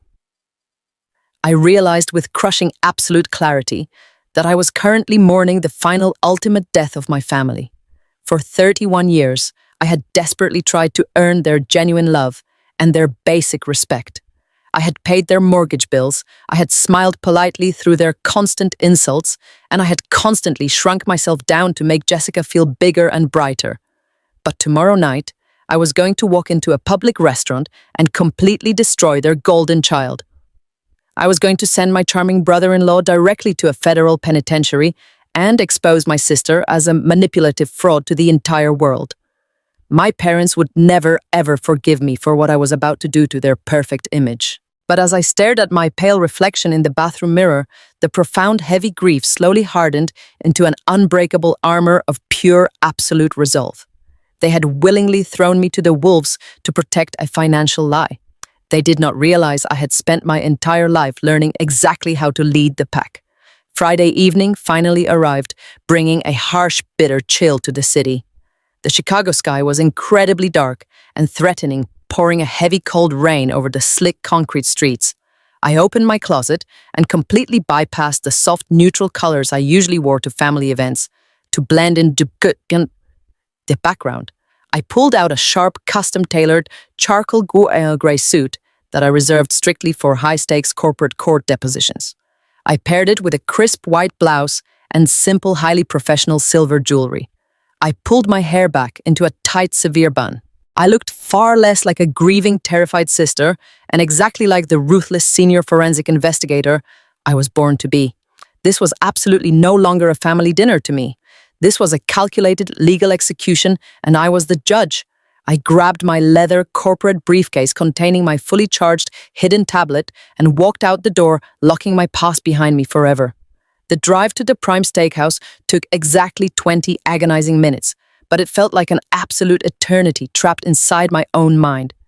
The luxury restaurant was located directly in the heart of the downtown financial district, specifically catering to wealthy corporate executives and high society families who desperately wanted to be seen spending absurd amounts of money. I pulled my car up to the covered valet stand and handed over my keys, taking a slow, deep, centering breath as the freezing rain hit my face. I walked through the heavy mahogany front doors into the dimly lit, incredibly loud restaurant lobby. The warm air smelled heavily of expensive grilled steak and aged red wine. I quickly scanned the crowded, bustling room and immediately saw him standing quietly near the coat check. Agent Reynolds. He was wearing a highly conservative dark navy suit and carrying a genuine leather legal portfolio, looking exactly like a high-priced estate attorney from a top-tier firm. He caught my eye through the crowd and gave a nearly imperceptible, completely professional nod. The trap was officially set. The federal net was completely invisible, but incredibly tight and ready to snap shut. I walked up to the smiling hostess stand and gave my family last name. She smiled politely and gestured toward a massive private leather booth situated directly in the absolute center of the main dining room. I could see them all sitting there, perfectly arranged. My mother, my father, Jessica, and Marcus. They were drinking expensive crystal flutes of champagne and laughing loudly, completely unaware that their ultimate executioner had just arrived. I squared my shoulders, tightened my iron grip on my leather briefcase, and walked directly toward the table, preparing to fight the most important battle for my absolute life. The heavy crystal chandelier above our private booth at the Prime Steakhouse cast a warm golden light over the massive table. My mother, my father, Jessica, and Marcus were already seated and halfway through their first bottle of vintage red wine. They looked like the picture of a perfect, wealthy American family. Jessica was wearing a stunning designer silk dress, and Marcus was wearing another custom-tailored suit, completely masking the fact that he was drowning in $2 million of dangerous underground debt. They were laughing together when I walked up, but their smiles instantly vanished the exact second they saw the tall man walking directly beside me. Agent Reynolds played his undercover role flawlessly. He was wearing a highly conservative dark navy suit, carrying a genuine leather legal portfolio, and projecting the intimidating aura of a high-priced estate attorney. My father stood up slowly, his eyes darting nervously between me and the federal agent. I did not give them a single second to control the narrative. I introduced Agent Reynolds simply as David, my personal legal counsel, stating that the trust guidelines strictly required a certified legal witness for any massive financial transfer of this magnitude. My parents exchanged a very quick, uncertain look, but Marcus immediately relaxed his wide shoulders. He arrogantly believed that bringing a lawyer meant I was fully surrendering to his violent extortion demands. He gestured for us to sit down with a deeply condescending smirk firmly planted on his face. We took our seats directly across the heavy mahogany table. The tension in the air was completely suffocating, but my toxic family was absolutely determined to aggressively play out their deeply twisted psychological game. My mother leaned forward, resting her freshly manicured hands on the crisp white tablecloth. She looked at me with a sickeningly sweet expression dripping with completely fabricated parental disappointment. She told me she was incredibly proud of me for finally doing the right thing.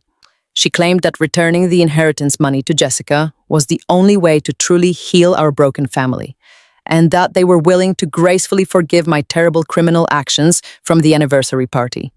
My father chimed in right on cue, nodding his head solemnly.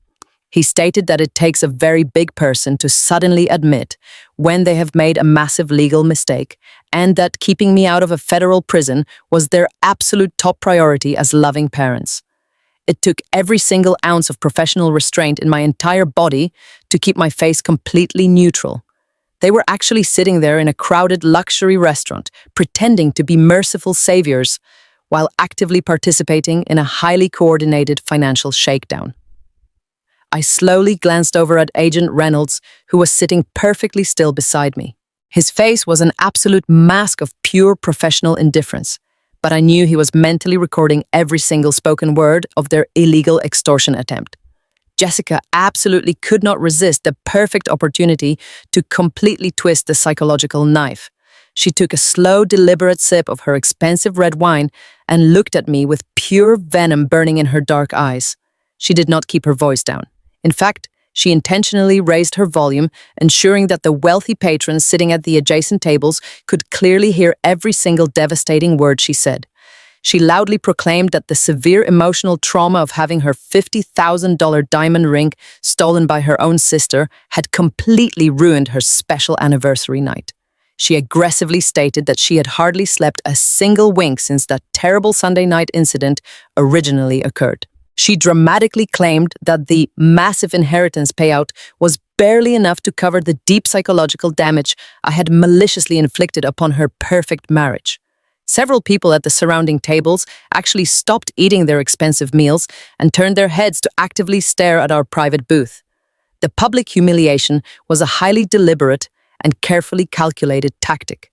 She desperately wanted to completely break my spirit right there in the busy dining room, ensuring I was far too terrified and deeply ashamed to ever fight back against them.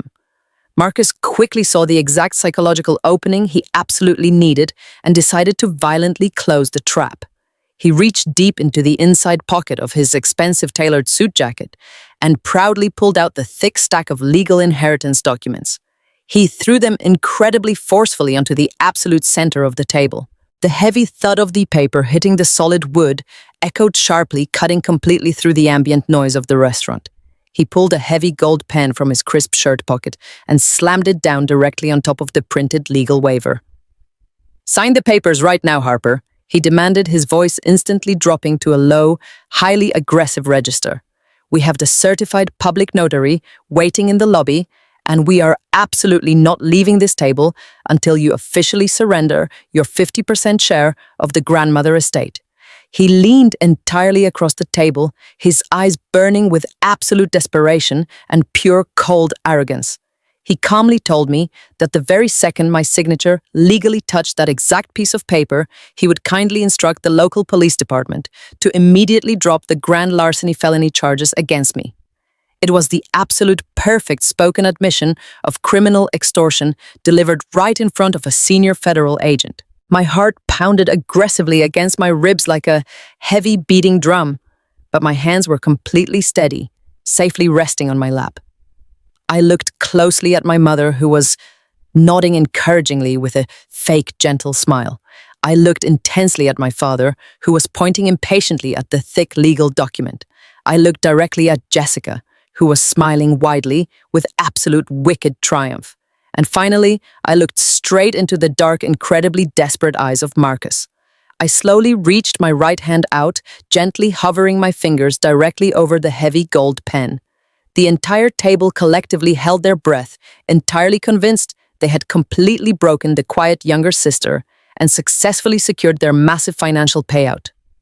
I picked up the pen, feeling the cold, heavy metal against my skin.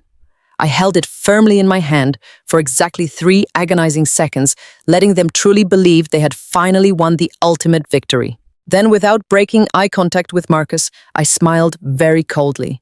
I calmly placed the heavy gold pen back down on the crisp white tablecloth. The highly confident smirk on Marcus' face instantly vanished completely, replaced by a rapid flash of deep, dangerous anger. I reached down into my dark leather corporate briefcase, sitting quietly by my feet on the carpeted floor. I did not pull out a supplementary legal document or a certified bank statement. I proudly pulled out a sleek black digital tablet fully charged and ready to deploy my ultimate counterattack. I placed the electronic device flat on the polished mahogany wood, completely ignoring the deeply confused and intensely angry stares of my entire family. I slowly pushed the digital tablet to the absolute center of the heavy table, placing it right on top of their fraudulent inheritance documents. The screen was completely dark, but it securely held the exact irrefutable evidence needed to completely destroy their wealthy fake lives forever.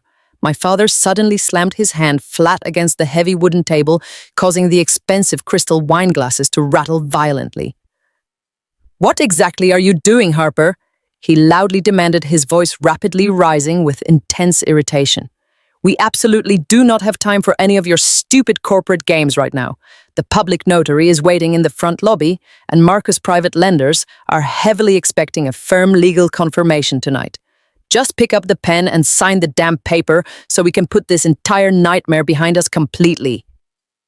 My mother let out a loud dramatic sigh, shaking her head in deep exaggerated disappointment.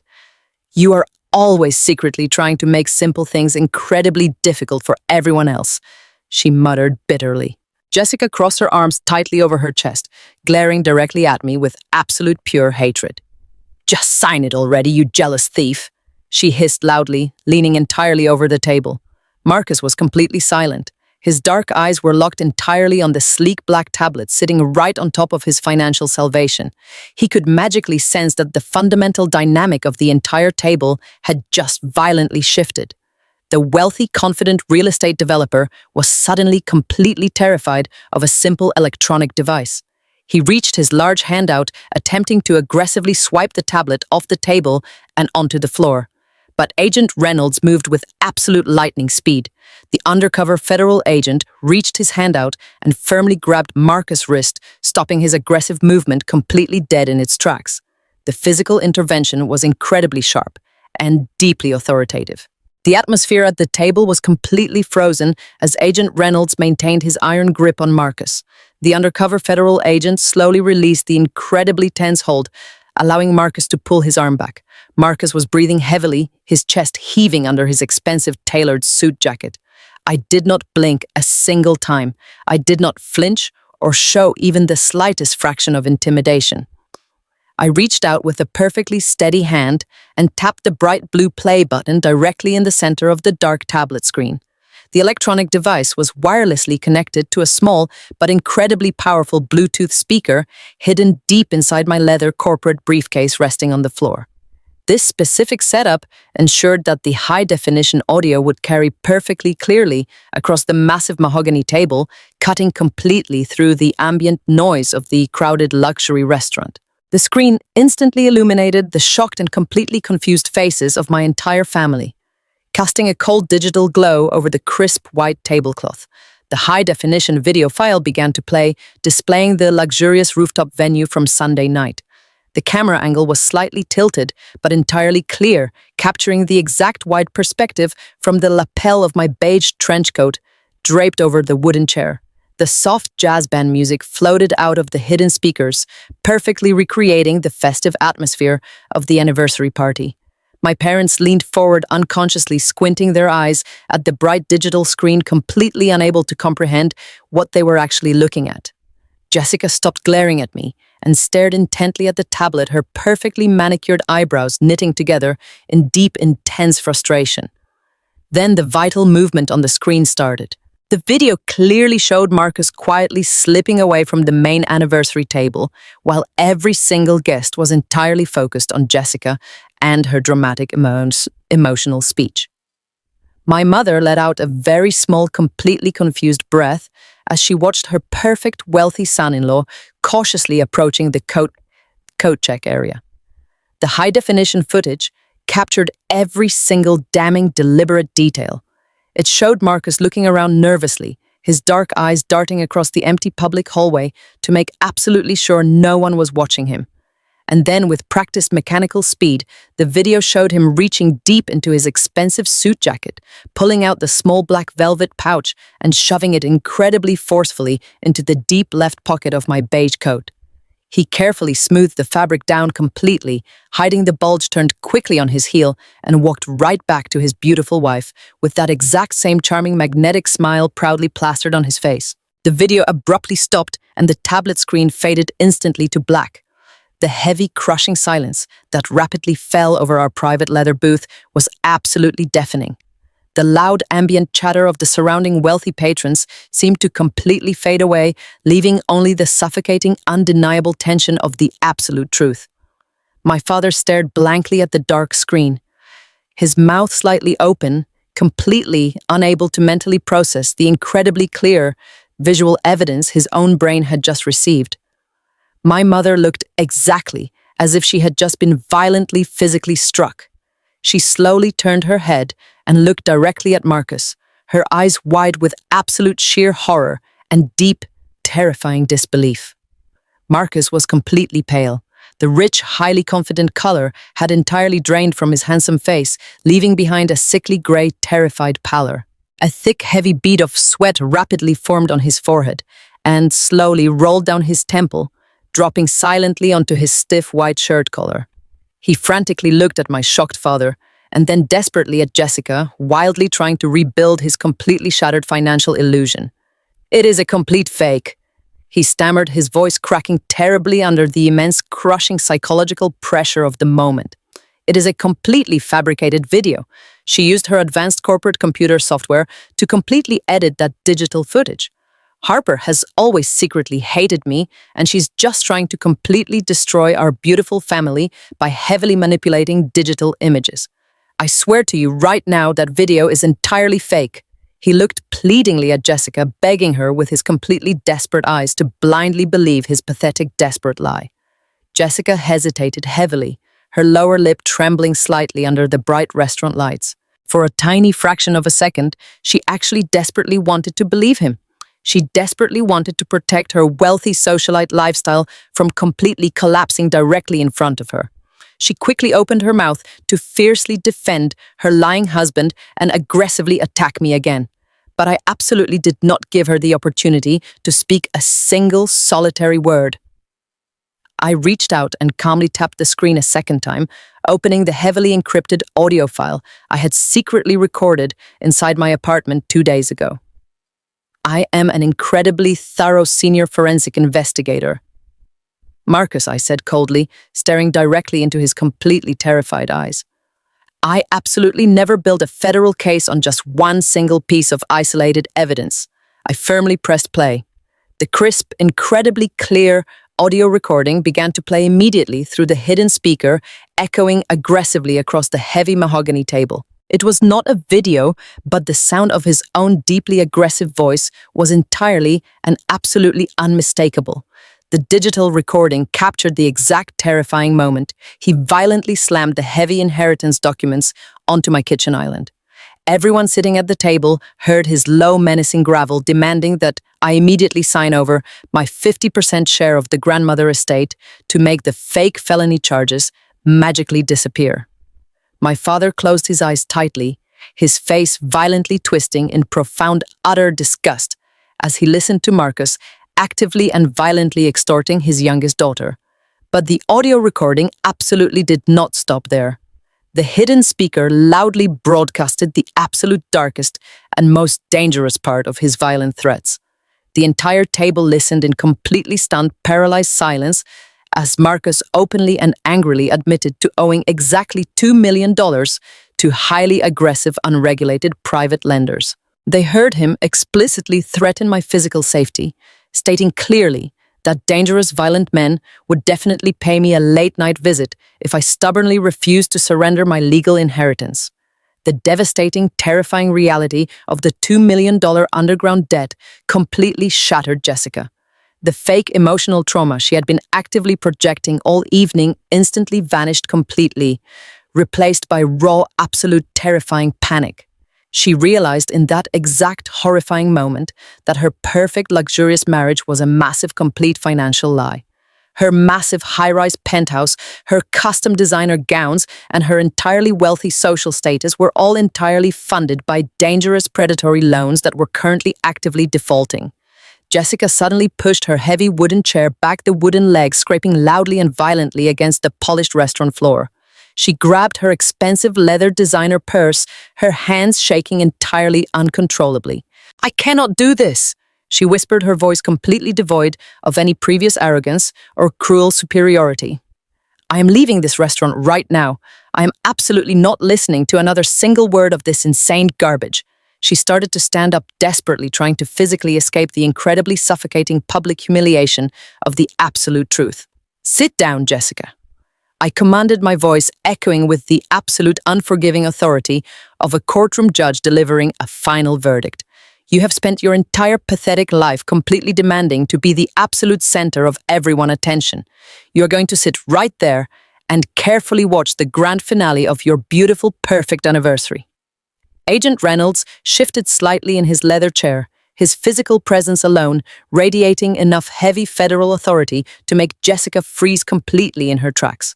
She slowly lowered her shaking body back into her seat, burying her pale face directly in her trembling hands. I tapped the tablet screen for the third and absolute final time. I opened the security camera footage I had successfully purchased from the gritty Southside pawn shop. The grainy but highly visible video began to play, displaying the dark neon-lit interior of the shady cash advance store. The digital timestamp glowing brightly in the bottom corner of the screen proved the video was recorded just 2 hours after my sister had stood on that luxurious rooftop and publicly accused me of grand larceny.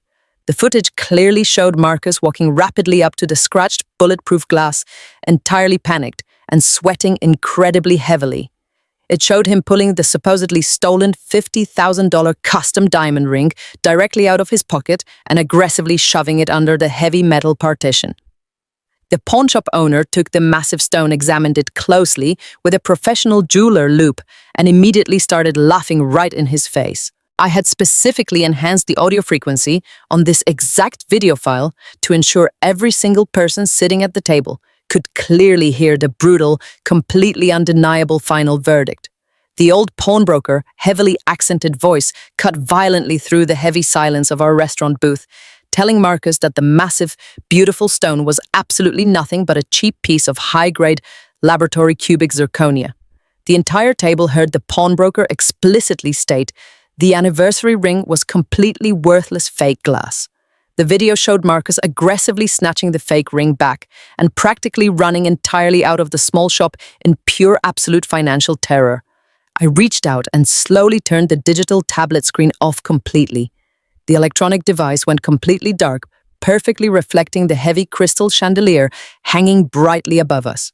The silence that instantly followed the final pawnshop video was entirely different from the previous shocks. It was the incredibly heavy, absolute silence of a completely and utterly destroyed world. I looked carefully at my parents sitting directly across from me. They were completely paralyzed, sitting frozen, exactly like heavy stone statues. My father's face was completely ashen, his proud, arrogant posture utterly broken under the massive crushing weight of the undeniable truth. He had blindly supported a dangerous $2 million fraudster, and willingly tried to aggressively force his own innocent daughter into a federal prison just to protect a massive financial lie. My mother was silently crying incredibly heavy tears, completely ruining her perfect expensive makeup as she stared blankly at the ruined white tablecloth. They had absolutely nothing to say. All of their cruel, condescending lectures and their completely fake parental disappointment had been entirely obliterated by cold, hard forensic evidence. But Jessica absolutely did not cry in silence. The deeply spoiled golden child of the family completely snapped under the crushing psychological weight. She dropped her shaking hands from her pale face and looked directly at me. Instead of turning her massive anger toward the lying husband who had deeply deceived her, stolen from her, and plunged her entire life into massive, dangerous debt, she turned all of her entirely venomous hatred directly onto me. She leaned entirely across the table, her eyes entirely bloodshot, and her face violently twisted into a terrifying mask of pure, absolute rage. "You ruined absolutely everything, Harper!" She screamed at the absolute top of her lungs, completely ignoring the shocked, appalled stares of every single wealthy patron in the crowded luxury restaurant. "You could have just signed the stupid paper and let us quietly have the money. We desperately needed that money to survive. You are completely ruining my entire life, you selfish, vindictive monster.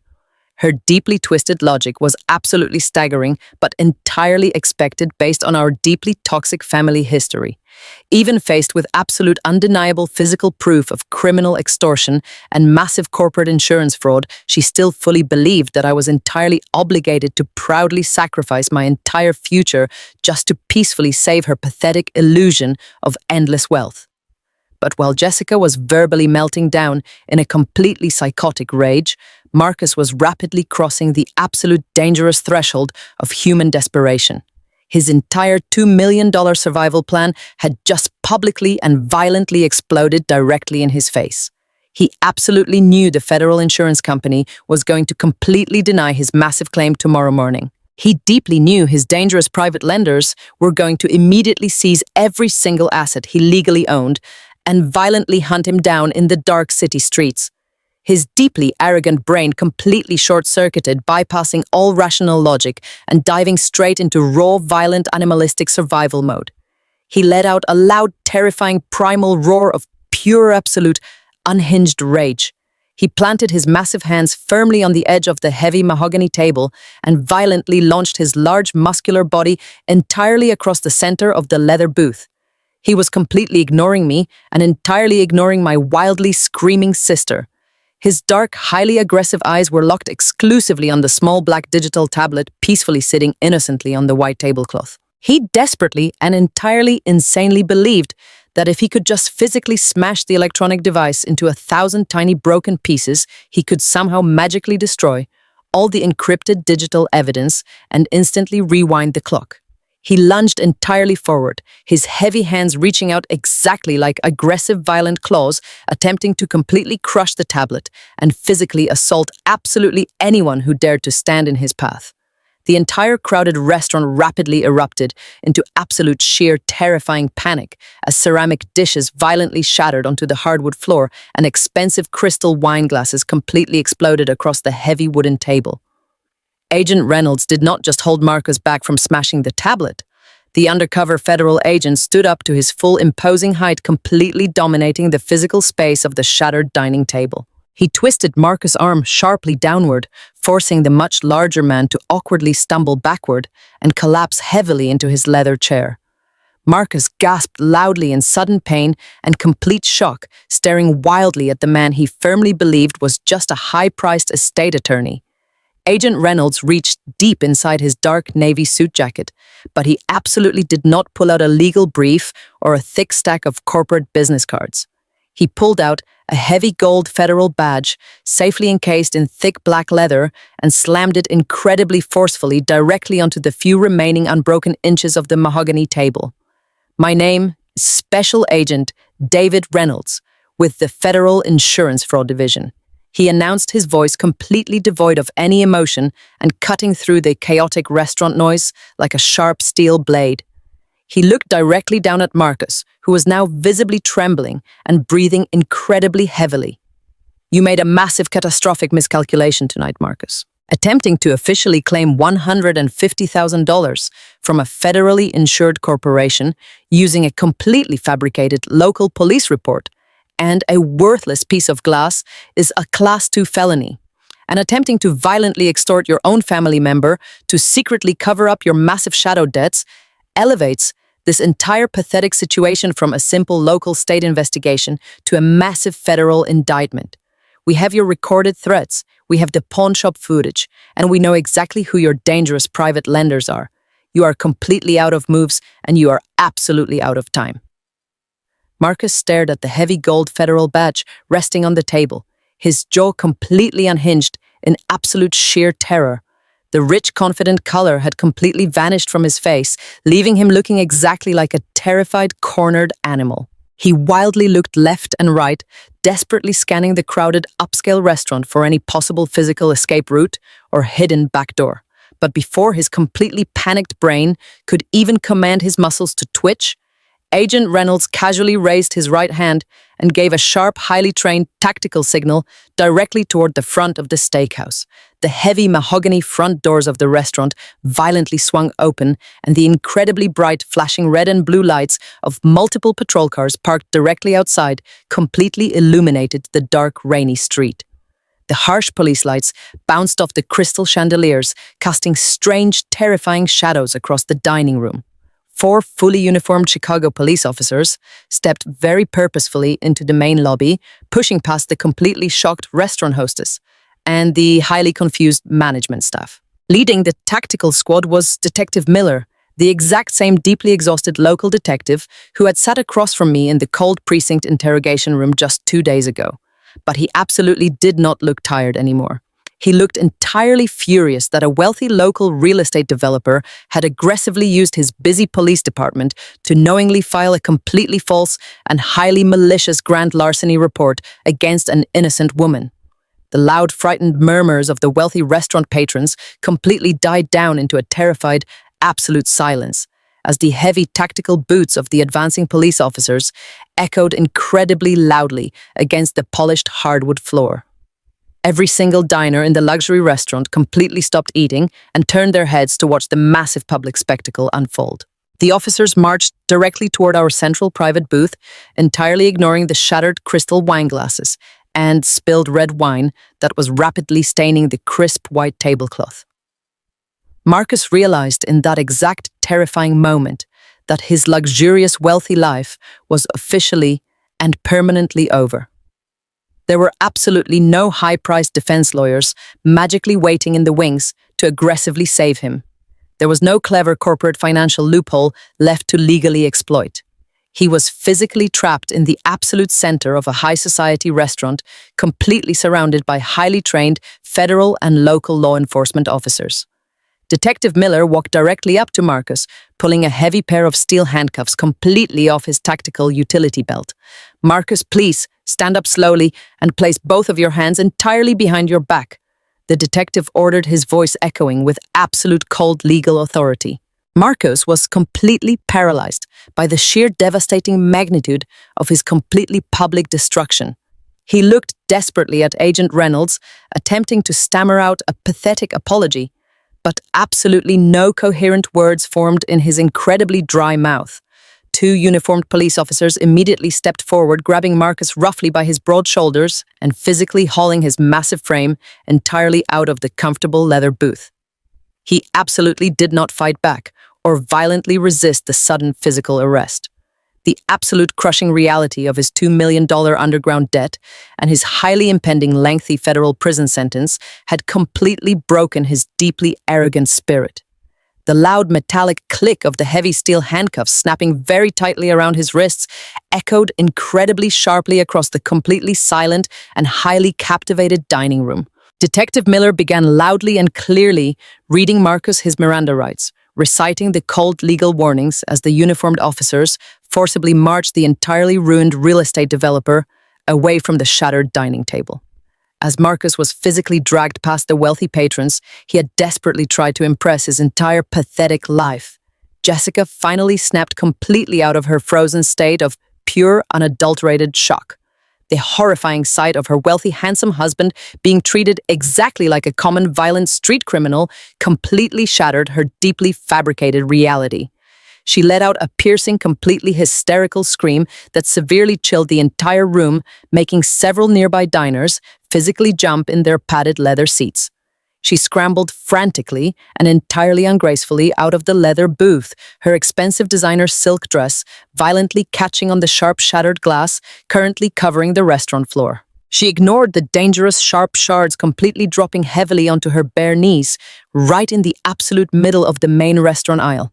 She looked desperately up at our completely frozen parents, entirely convinced that her perfect golden child status would magically force them to aggressively intervene and save her from this massive, terrifying nightmare.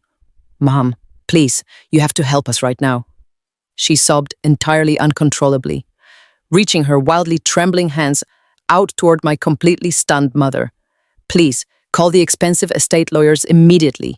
We desperately need to secure massive bail money for him tonight before they lock him away. We absolutely need the inheritance trust money immediately, or we are going to violently lose the massive house and the luxury cars and absolutely everything we own. Tell Harper she immediately has to drop all of these insane charges and loudly tell the police it was just a terrible emotional misunderstanding. Jessica was frantically and entirely desperately begging them to forcefully continue the exact same toxic family dynamic that had completely protected her for her entire 33 years of existence.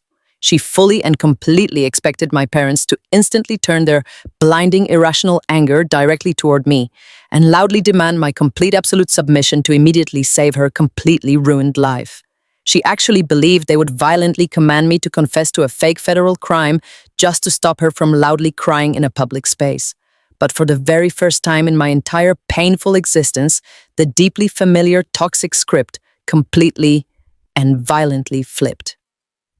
My mother slowly looked down at Jessica, kneeling pathetically on the hard wooden floor covered in spilled vintage wine and dangerous broken glass. She carefully looked at the heavy gold federal badge still resting prominently on the ruined table, and then she looked directly at the undeniable digital evidence still glowing brightly on my tablet screen. The incredibly heavy, deeply painful realization finally washed entirely over her perfectly manicured and deeply shocked face. She profoundly realized in that exact specific moment that she had absolutely not been fiercely protecting a sensitive, fragile daughter all these years. She had been blindly and entirely willingly defending a deeply manipulative sociopathic fraud who was entirely willing to coldly send her own innocent sister to a violent federal penitentiary just to successfully maintain a fake luxurious socialite lifestyle. My mother's eyes rapidly filled with a completely different kind of heavy tears. It was absolutely not her usual fake parental disappointment anymore. It was pure, absolute terrifying revulsion toward her own flesh and blood. She slowly and incredibly deliberately took a very large physical step backward, completely pulling her expensive designer dress far away from Jessica, desperately reaching trembling hands. My father stood right beside her, his face completely pale ashen and entirely defeated by the crushing reality of his massive parental failure. He looked silently at Jessica, loudly begging and violently sobbing on the dirty floor, and then he looked directly across the shattered booth at me, sitting perfectly calmly and entirely professionally. He slowly opened his mouth to speak, attempting to miraculously bridge the massive destroyed canyon between us. But absolutely no words came out of his tight throat. The incredibly arrogant, commanding patriarch of our deeply flawed family had completely and permanently lost his powerful voice. He took a heavy, deliberate step backward, firmly joining my mother in a silent but absolutely devastating physical retreat from their favorite child. They did not reach down to help her stand up. They did not offer her a single word of comforting reassurance. They turned their backs completely and entirely, abandoning their perfect golden child right there in the exact middle of the incredibly crowded luxury restaurant, leaving her entirely alone on her knees to permanently face the massive, catastrophic consequences of her own extreme greed and completely malicious deceit. I sat perfectly still, safely packing my digital tablet back into my leather corporate briefcase, watching the incredible scene unfold while feeling absolutely no pity, no sadness, and no regret. I only felt the pure, entirely peaceful satisfaction of absolute justice. Exactly 2 months after the catastrophic explosion at the Prime Steakhouse, the heavy, solid oak doors of the federal courthouse swung open to admit me. The freezing Chicago winter had fully set in, covering the entire city in a thick blanket of gray snow. But the climate inside the massive courtroom was completely sterile and aggressively unforgiving. I walked down the center aisle, my heels clicking rhythmically against the highly polished marble floor, wearing the exact same charcoal gray suit I had worn on the night I completely destroyed their financial lie. The massive room smelled faintly of lemon polish and old paper, a very sharp contrast to the expensive perfume and roasted duck of the anniversary party where this entire terrible nightmare originally began. I took my seat in the wooden witness box, raising my right hand and solemnly swearing to tell the absolute truth before taking a slow, deep breath. Sitting directly across the large room at the defense table were the two people who had actively and maliciously tried to ruin my entire life. Marcus looked absolutely nothing like the charismatic, wealthy real estate developer who used to flash his heavy gold Rolex at exclusive rooftop parties. His expensive custom-tailored suits had been completely confiscated and permanently replaced by a dull, incredibly ill-fitting tan jumpsuit issued directly by the federal holding facility where he had spent the last 60 miserable days. His broad shoulders were completely slumped forward, and the arrogant, highly confident smirk that usually lived on his handsome face had been permanently erased by the absolute crushing reality of his massive federal prosecution. Sitting a few feet away from him at a separate wooden defense table was Jessica. She was completely and utterly unrecognizable. Her perfectly styled hair was tied back in a messy, uneven knot, and she wore a plain grey sweater that hung very loosely over her rapidly shrinking frame. The brilliant $50,000 anniversary glow had completely vanished, leaving behind only the hollow, exhausted shell of a woman who had finally been entirely stripped of her fake, luxurious identity. When the federal prosecutor finally called upon me to legally testify, I absolutely did not hold back a single devastating detail. I spoke directly to the 12 members of the jury, my voice ringing out clearly and highly confidently across the completely silent courtroom. I methodically walked them through the entire complex forensic timeline of the massive insurance fraud. I explained exactly how Marcus had secretly purchased the worthless piece of cubic zirconia from a shady anonymous Delaware shell company, and exactly how he had violently planted the fake stone inside my beige trench coat while my sister was giving her dramatic emotional speech. I proudly detailed my highly independent financial investigation, describing the automated toll camera data and the gritty Southside pawnshop surveillance footage that completely proved he desperately tried to sell the fake glass just hours after the supposed theft. And finally, I vividly recounted the terrifying night inside my locked apartment when he aggressively cornered me against my own kitchen counter, using the imminent threat of dangerous, unregulated loan sharks to violently extort my grandmother's estate.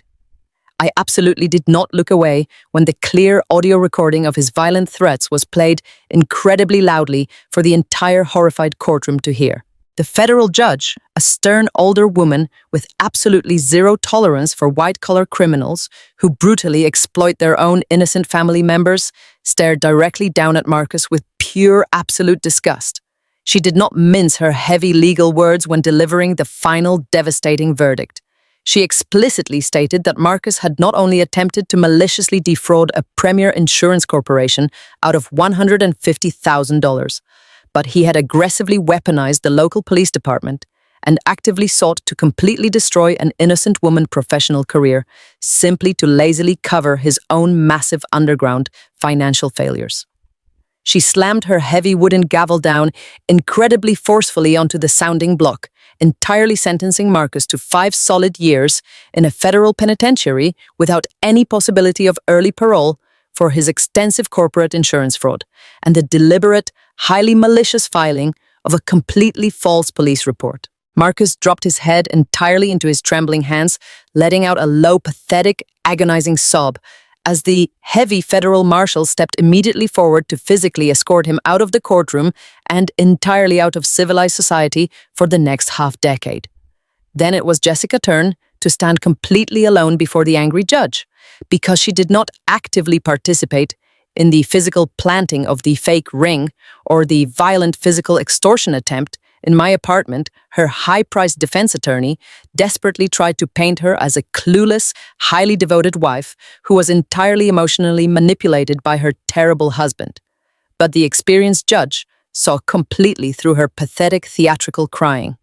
The court legally recognized that Jessica had willingly and maliciously signed 3 separate sworn legal affidavits under the direct penalty of perjury, falsely naming her own sister as the sole prime suspect to completely secure the massive fraudulent insurance payout. The judge firmly sentenced my sister to 3 years of strict supervised legal probation and 500 extremely grueling hours of mandatory manual community service. She completely avoided a physical concrete jail cell, but the true devastating punishment happened entirely outside the secure walls of that federal courthouse. The highly publicized and incredibly embarrassing public trial had completely and permanently destroyed her wealthy high society reputation forever. The massive luxury high-rise penthouse she loved so much was immediately seized and entirely foreclosed upon by the highly aggressive private lenders looking to aggressively recoup their massive $2 million losses. Her incredibly exclusive country club memberships were instantly and permanently revoked by the wealthy board of directors. The wealthy socialite friends who used to drink expensive vintage champagne with her completely and utterly abandoned her, actively ignoring her desperate phone calls, and literally crossing the busy city street when they saw her walking down the sidewalk. She was violently forced to pack her remaining cheap belongings and move entirely into a tiny rundown studio apartment on the absolute dangerous outskirts of the city. She now spends her incredibly miserable weekends wearing a bright orange reflective safety vest and manually picking up dirty fast food trash along the busy state highways while her former wealthy friends drive past her in their massive luxury vehicles. The massive, entirely public fallout completely and utterly shattered my parents' perfect delusional world. With their perfect golden child completely exposed as a highly manipulative fraud and their wealthy, handsome son-in-law securely locked away in a cold federal prison, they suddenly found themselves entirely alone in their incredibly large, empty suburban house.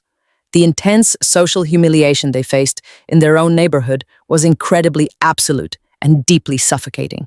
And entirely predictably, they desperately tried to completely rewrite their terrible history and immediately crawl right back into my peaceful life. Over the past 2 entirely exhausting months, my personal phone had been completely flooded with endless, pathetic, tearful voicemails and deeply desperate text messages from both my mother and my father. I would sit entirely alone in my quiet, safe living room, actively listening to their heavily manufactured, tearful apologies with absolute pure disgust. My mother would loudly sob directly into the phone, violently claiming that Marcus had completely brainwashed them both with his immense fake wealth and his deeply magnetic charm. She desperately insisted over and over again that they were just innocent, completely naive victims who truly blindly believed they were properly protecting their fragile family from a terrible tragedy. My father would leave incredibly long, rambling, pathetic messages, aggressively begging for my complete total forgiveness, claiming he had simply made a terrible emotional mistake in the highly stressful heat of the moment. He heavily pleaded for me to please come over for a traditional Sunday dinner so we could miraculously heal our deep wounds as a united family. They aggressively and entirely deliberately tried to completely erase the terrifying, deeply traumatic memory of my angry father loudly demanding I open my purse like a common violent street thief, or my cruel mother staring directly at me with pure, unadulterated disgust across the crowded rooftop. They entirely refused to take any absolute personal accountability for willingly throwing me directly to the legal wolves. I did not reply to a single solitary message they sent me. I absolutely did not write them an angry emotional letter or agree to meet them for a dramatic, highly explosive final closure conversation at a local coffee shop.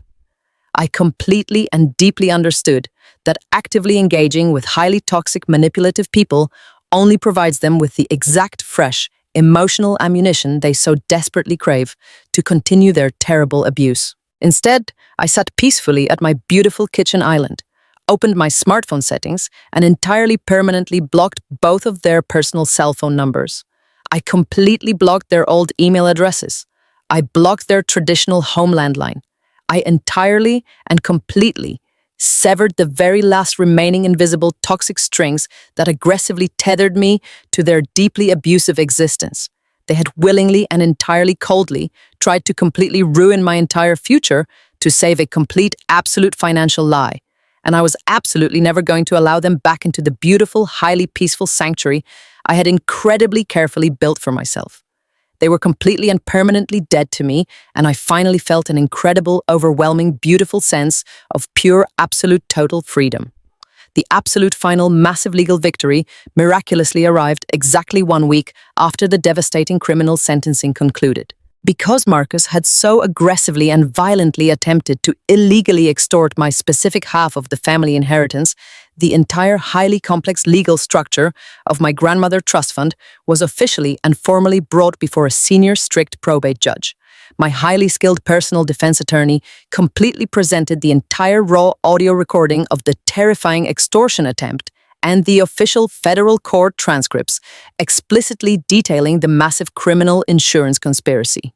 The senior probate judge was entirely appalled and deeply disgusted by the profound, terrifying level of extreme familial betrayal, and completely, legally invalidated all previous financial agreements and forced familial contracts regarding the massive estate. The highly experienced judge officially and firmly ruled that because Jessica had actively and maliciously participated in a massive criminal conspiracy to illegally defraud me of my rightful legal inheritance, she had completely and utterly violated the absolute core morality clause permanently written directly into my late grandmother's original trust documents.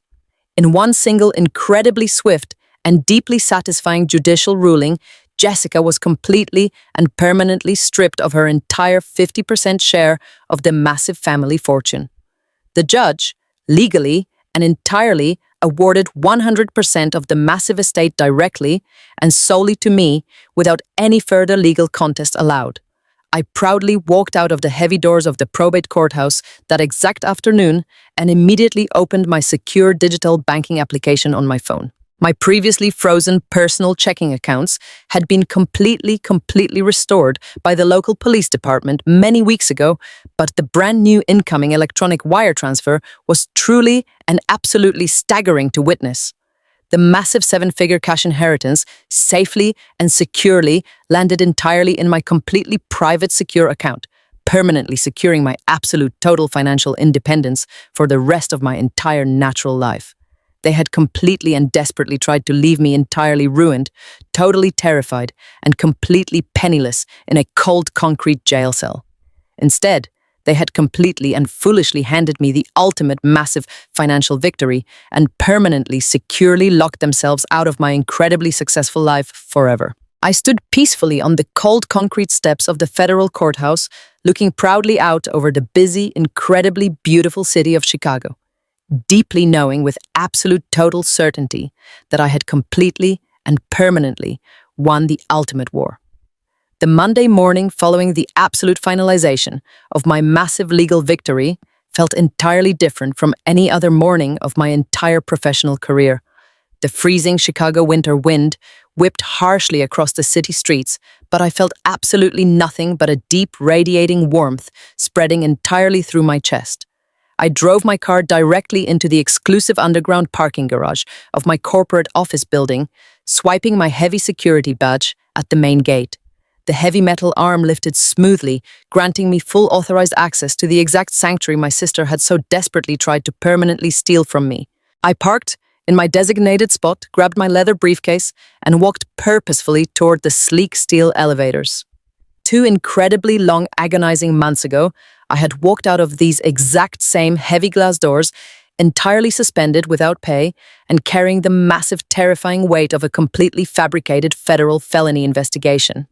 Today, I was walking back in not just as a completely exonerated, innocent woman, but as an incredibly lethal forensic investigator who had just flawlessly dismantled a $2 million corporate fraud ring entirely single-handedly. The elevator doors slid smoothly open on the 42nd floor, and I stepped proudly onto the thick, expensive carpet. The main reception area was bustling with the usual morning corporate activity, but the absolute second the junior analysts and senior associates saw me walking down the hallway, the entire floor fell entirely silent. 2 months ago, they had cowardly looked down at their expensive leather shoes, completely avoiding my gaze when my sister threw her hysterical crying fit in the human resources lobby. Today, they stared at me with absolute sheer professional awe. The highly detailed news of my massive federal case had completely saturated the local financial sector. Every single person in that massive glass skyscraper fully knew exactly what I had done to the desperate fraudster who foolishly tried to frame me. I did not walk back to my previous standard glass office. Before I could even reach the main departmental hallway, the lead human resources director intercepted me with a highly nervous but deeply respectful smile. She quietly informed me that the senior executive board completely requested my immediate presence in the main top-floor penthouse boardroom. I simply nodded, keeping my face entirely neutral and highly professional. I bypassed my old desk entirely and took the private executive elevator directly up to the top floor of the massive building. When the heavy solid oak doors of the executive boardroom finally opened, I walked into a massive room featuring a beautiful, polished mahogany table overlooking the entire glittering Chicago skyline. Sitting around the massive table were the top 5 senior managing partners of the entire international corporate firm, including my direct department head, Richard. They all immediately stood up from their expensive ergonomic leather chairs the exact second I entered the room. It was an incredibly rare and massive display of absolute professional respect from men who routinely handled billions of dollars in global assets. Richard gestured toward the comfortable seat directly at the absolute head of the heavy wooden table, entirely surrendering his usual position of corporate authority directly to me. I sat down, placing my leather briefcase neatly on the floor, and looked calmly around the massive sunlit room, entirely prepared to fiercely negotiate my permanent return to the company. But there was absolutely no corporate negotiation required. The senior managing partner, a highly intimidating older man who rarely spoke directly to anyone below the executive level, leaned forward and completely cleared his throat. He did not offer a standard generic corporate apology. He looked me dead in the eyes and explicitly stated that the firm had made a massive catastrophic error in judgment by hastily suspending me based solely on the highly dramatic, unverified claims of an unauthorized civilian. He openly admitted that they should have fiercely protected their top investigator instead of bowing instantly to corporate compliance panic. But more importantly, he completely shifted the conversation to the massive federal trial. He told me that Agent Reynolds from the Federal Insurance Fraud Division had personally contacted the senior executive board to officially commend my incredibly flawless, methodical takedown of Marcus and his highly aggressive shadow debt network. The managing partners had carefully reviewed the exact forensic tracking methods I secretly used during my 48-hour corporate window to completely expose the anonymous Delaware shell company and the predatory loan contracts. They were absolutely, completely blown away by my sheer technical brilliance and my incredibly ruthless psychological execution under massive personal distress. They deeply realized that a forensic investigator who could completely maintain absolute ice-cold professional composure while her entire toxic family aggressively tried to send her to a federal penitentiary was exactly the kind of highly lethal corporate weapon they desperately needed leading their most important international accounts. Richard slid a thick, heavy legal folder directly across the polished mahogany table toward me. He completely bypassed any standard probationary return periods or human resources reintegration protocols. He calmly explained that the firm was instantly reinstating my full active employment completely effective immediately. Furthermore, the folder contained a massive certified corporate check officially providing every single cent of the retroactive back pay I was deeply owed for the entire 2 months of my entirely unjust suspension. But that was simply the baseline apology. The senior managing partner formally presented the completely unexpected ultimate professional victory. He told me that the firm was officially creating a brand new, highly prestigious executive position specifically entirely for me. They were permanently promoting me to the incredibly powerful role of senior partner of the Global Fraud Division. The massive promotion came with an absolute staggering 7-figure base salary, highly lucrative annual stock options, and complete absolute total authority over the entire forensic investigative department. I would personally report directly to the top executive board, completely bypassing all middle management channels forever. They were officially handing me the absolute keys to the corporate kingdom, entirely validating every single hour of incredibly hard work and deep professional dedication I had given them over the past 7 years. I did not smile widely or show any highly emotional, overwhelming gratitude. I simply nodded firmly, reaching out with a perfectly steady hand to pick up the heavy gold pen resting next to the folder and proudly signed my name directly onto the massive executive contract, securing my incredibly bright professional future forever. Later that exact same afternoon, I officially moved entirely out of my old standard workspace and directly into my brand new, incredibly massive corner executive office. The large room was absolutely breathtaking, featuring floor-to-ceiling glass windows that provided an entirely unobstructed panoramic view of the massive, beautiful Chicago skyline and the deep blue waters of the lake beyond. The heavy mahogany desk, sitting proudly in the exact center of the room, was perfectly polished and entirely empty, ready for me to conquer massive new international corporate cases. The quiet, peaceful silence inside the heavy glass walls was incredibly profound and deeply soothing. There was absolutely no toxic family drama, no aggressive emotional manipulation, and no massive suffocating psychological pressure. It was just me and the incredible, massive empire I had successfully built entirely with my own two hands. I walked over to the small high-end espresso machine sitting quietly on a polished marble side table and poured myself a steaming hot cup of rich, dark black coffee.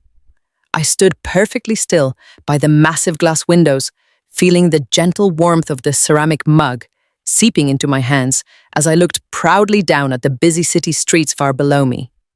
I had completely and permanently survived the absolute worst massive storm my toxic family could possibly throw at me, and I had emerged from the terrifying darkness entirely victorious, incredibly wealthy, and absolutely undeniably powerful. I slowly turned back around and walked toward my massive mahogany desk, carefully placing my hot coffee cup down on a simple leather coaster, while the junior administrative assistants had meticulously moved all of my professional corporate belongings into the beautiful new space they had also brought over a small dusty cardboard box containing a few personal items from my old desk drawers. I reached into the shallow cardboard box and my fingers completely brushed against a smooth silver picture frame. I slowly pulled it out into the bright sunlight, staring deeply at the glossy printed photograph securely trapped behind the clear glass. It was an incredibly old family portrait taken exactly 7 years ago, right after I had successfully graduated with my advanced forensic accounting degree. My mother and father were standing perfectly in the center, completely surrounded by Jessica and me. We were all smiling widely for the expensive professional photographer, desperately trying to project the absolute perfect image of a happy, wealthy, loving American family. But looking closely at the photograph now, with entirely clear, unclouded eyes, I could incredibly easily see the absolute massive lies completely hidden just beneath the shiny, glossy surface. I could clearly see the deep, tight tension in my mother's jaw, the completely dismissive, highly arrogant angle of my father's shoulders, and the incredibly fake, highly manufactured warmth in Jessica's bright eyes. It was absolutely nothing but a deeply toxic staged performance, incredibly carefully designed to completely trap me in a perpetual cycle of highly desperate emotional approval. I did not feel a single trace of heavy sadness or deep, painful nostalgia as I stared at the completely fake smiling faces of the specific people who had actively and maliciously tried to completely destroy in my entire life. I felt absolutely nothing but a profoundly beautiful, entirely peaceful sense of absolute permanent closure. I calmly reached my hand to the back of the cold silver frame and completely snapped the small metal hinges entirely open. I carefully pulled the glossy printed photograph completely out of its expensive casing, letting the empty silver frame drop carelessly directly into the dark trash can below my heavy desk. I held the colorful photograph firmly in my right hand, walking slowly across the thick, expensive office carpet directly toward the heavy-duty, highly secure industrial paper shredder sitting quietly in the corner of the massive room. The heavy machine was specifically designed to completely obliterate highly classified corporate documents and entirely destroy sensitive financial records. I smoothly pressed the green power button, listening to the low, powerful hum of the sharp internal steel blades rapidly spinning to life. I did not hesitate for a single tiny fraction of a second.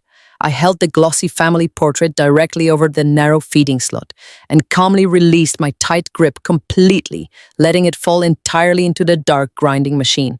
The incredibly sharp metal blades instantly caught the thick paper, violently pulling it downward with loud, aggressive, satisfying crunch. I stood perfectly still, calmly sipping my hot dark coffee as I actively watched the entirely fake smiles of my deeply toxic family being permanently shredded into 1,000 tiny, unrecognizable slivers of completely useless paper. The loud machine finally finished its incredibly destructive work, returning to a quiet, peaceful hum. My massive executive corner office was completely and entirely silent again. I gently placed my coffee mug back down on the beautiful mahogany desk, completely ready to finally begin the rest of my incredibly powerful, entirely unstoppable, beautiful life. Looking back on that terrible night on the rooftop, I often think about the incredible pressure society heavily places on us to endlessly forgive the people who happen to share our genetics. From the time we are very young, we are constantly told that family is absolutely everything. We are aggressively conditioned to blindly believe that blood ties magically excuse the most horrific forms of emotional abuse, financial manipulation, and deep psychological cruelty. But standing proudly in my beautiful new corner office, completely free from their toxic grip, I finally understood the absolute undeniable truth. The universe does not require you to set yourself on fire just to keep your toxic family members warm. You absolutely do not owe your hard-earned success, your precious peace of mind, or your entire financial stability to people who only view you as a highly convenient, disposable resource. For 31 incredibly long years, I desperately played the painful role of the quiet, obedient scapegoat. I silently absorbed their endless cruel insults, I paid their heavy bills, and I completely shrank my own vibrant personality just so my sister could brightly shine. I genuinely believed that if I just worked a little bit harder and sacrificed a little bit more, they would eventually realize my true value and finally love me the way I truly deserved to be loved. But highly toxic people absolutely do not respect your incredible sacrifice. They simply view your endless kindness as a deeply exploitable weakness.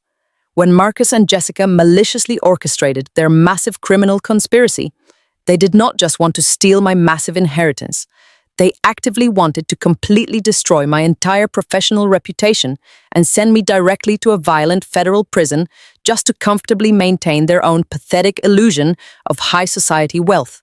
They looked directly at my highly successful career and saw absolutely nothing but a completely free safety net for their incredibly reckless deceit. The psychological toll of surviving that kind of severe family betrayal is incredibly heavy, but the absolute clarity it brings is entirely priceless. I spent my entire childhood trapped in the deeply flawed belief of conditional self-worth, heavily convinced that I was only truly valuable if my parents actively approved of me. Their constant cold indifference and their blatant favoritism felt like absolute concrete proof that I simply did not matter. But what actually saved me in the end was not just my highly advanced forensic accounting skills or my deep knowledge of corporate law. It was my sudden, powerful realization of my own unconditional value. I completely stopped waiting for my cruel parents to finally see my worth, and I aggressively decided to fiercely demand it for myself. Here is the absolute most important lesson I learned from watching their perfect, wealthy lives violently collapse inside that federal courtroom. Blood makes you related, but loyalty and respect make you family. Genuine family absolutely does not secretly plot your total destruction. Genuine family does not publicly humiliate you in front of 100 wealthy guests or violently extort you in the dark corners of your own home. Never let anyone use your success as a safety net for their own deceit. When people actively show you exactly who they truly are, you absolutely must believe them the very first time. You must find the incredible inner strength to completely walk away from the heavy toxic guilt they desperately try to place on your tired shoulders. It is incredibly terrifying to completely cut off the only family you have ever known. The heavy, lonely silence that initially follows that massive decision can feel entirely overwhelming. But I promise you right now, with absolute complete certainty, that the profound peace you find on the other side of that difficult choice is worth absolutely every single tear. You have the absolute fundamental human right to fiercely protect your own beautiful life. You have the right to build incredibly strong, impenetrable boundaries and permanently lock the heavy doors against anyone who actively tries to bring their dangerous, chaotic storms directly into your peaceful sanctuary. If you are currently sitting in the dark right now, dealing with manipulative siblings or incredibly toxic parents who constantly demand your endless sacrifice, I want you to listen to my voice incredibly carefully. You're absolutely not crazy. You are not overly sensitive, and you are certainly not a bad person for fiercely demanding basic human respect. Do not ever allow their deep, twisted insecurities to falsely dictate your incredible self-worth. You are a highly powerful, brilliant force of nature, and you absolutely deserve to completely thrive in the beautiful, bright light. When they try to bury you, make sure you have the shovel ready to dig your own way out and leave them in the hole. You must become your own absolute fierce protector because nobody else is going to save you from their completely destructive path. You must look directly at the incredibly heavy chains of toxic familial obligation and completely shatter them into a million tiny broken pieces. We are incredibly strong, capable women who completely refuse to be silenced, manipulated, or financially controlled by anyone. We absolutely define our own unique, incredible destinies. We build our own massive, beautiful empires entirely from the ground up, and we fiercely protect our precious peace with everything we possibly have. Your incredible life is an entirely blank, beautiful canvas, and nobody else gets to aggressively hold the paintbrush but you. You completely own your brilliant narrative. You totally own your massive, incredible success. And you absolutely own your entirely peaceful, happy future. If you loved seeing justice served cold, hit that like button and subscribe to the channel. Let me know in the comments, what would you have done if your own sister set you up? Drop an emoji if you believe the truth always comes to light. Don't forget to tell me where you're watching from and what time it is. See you in the next story.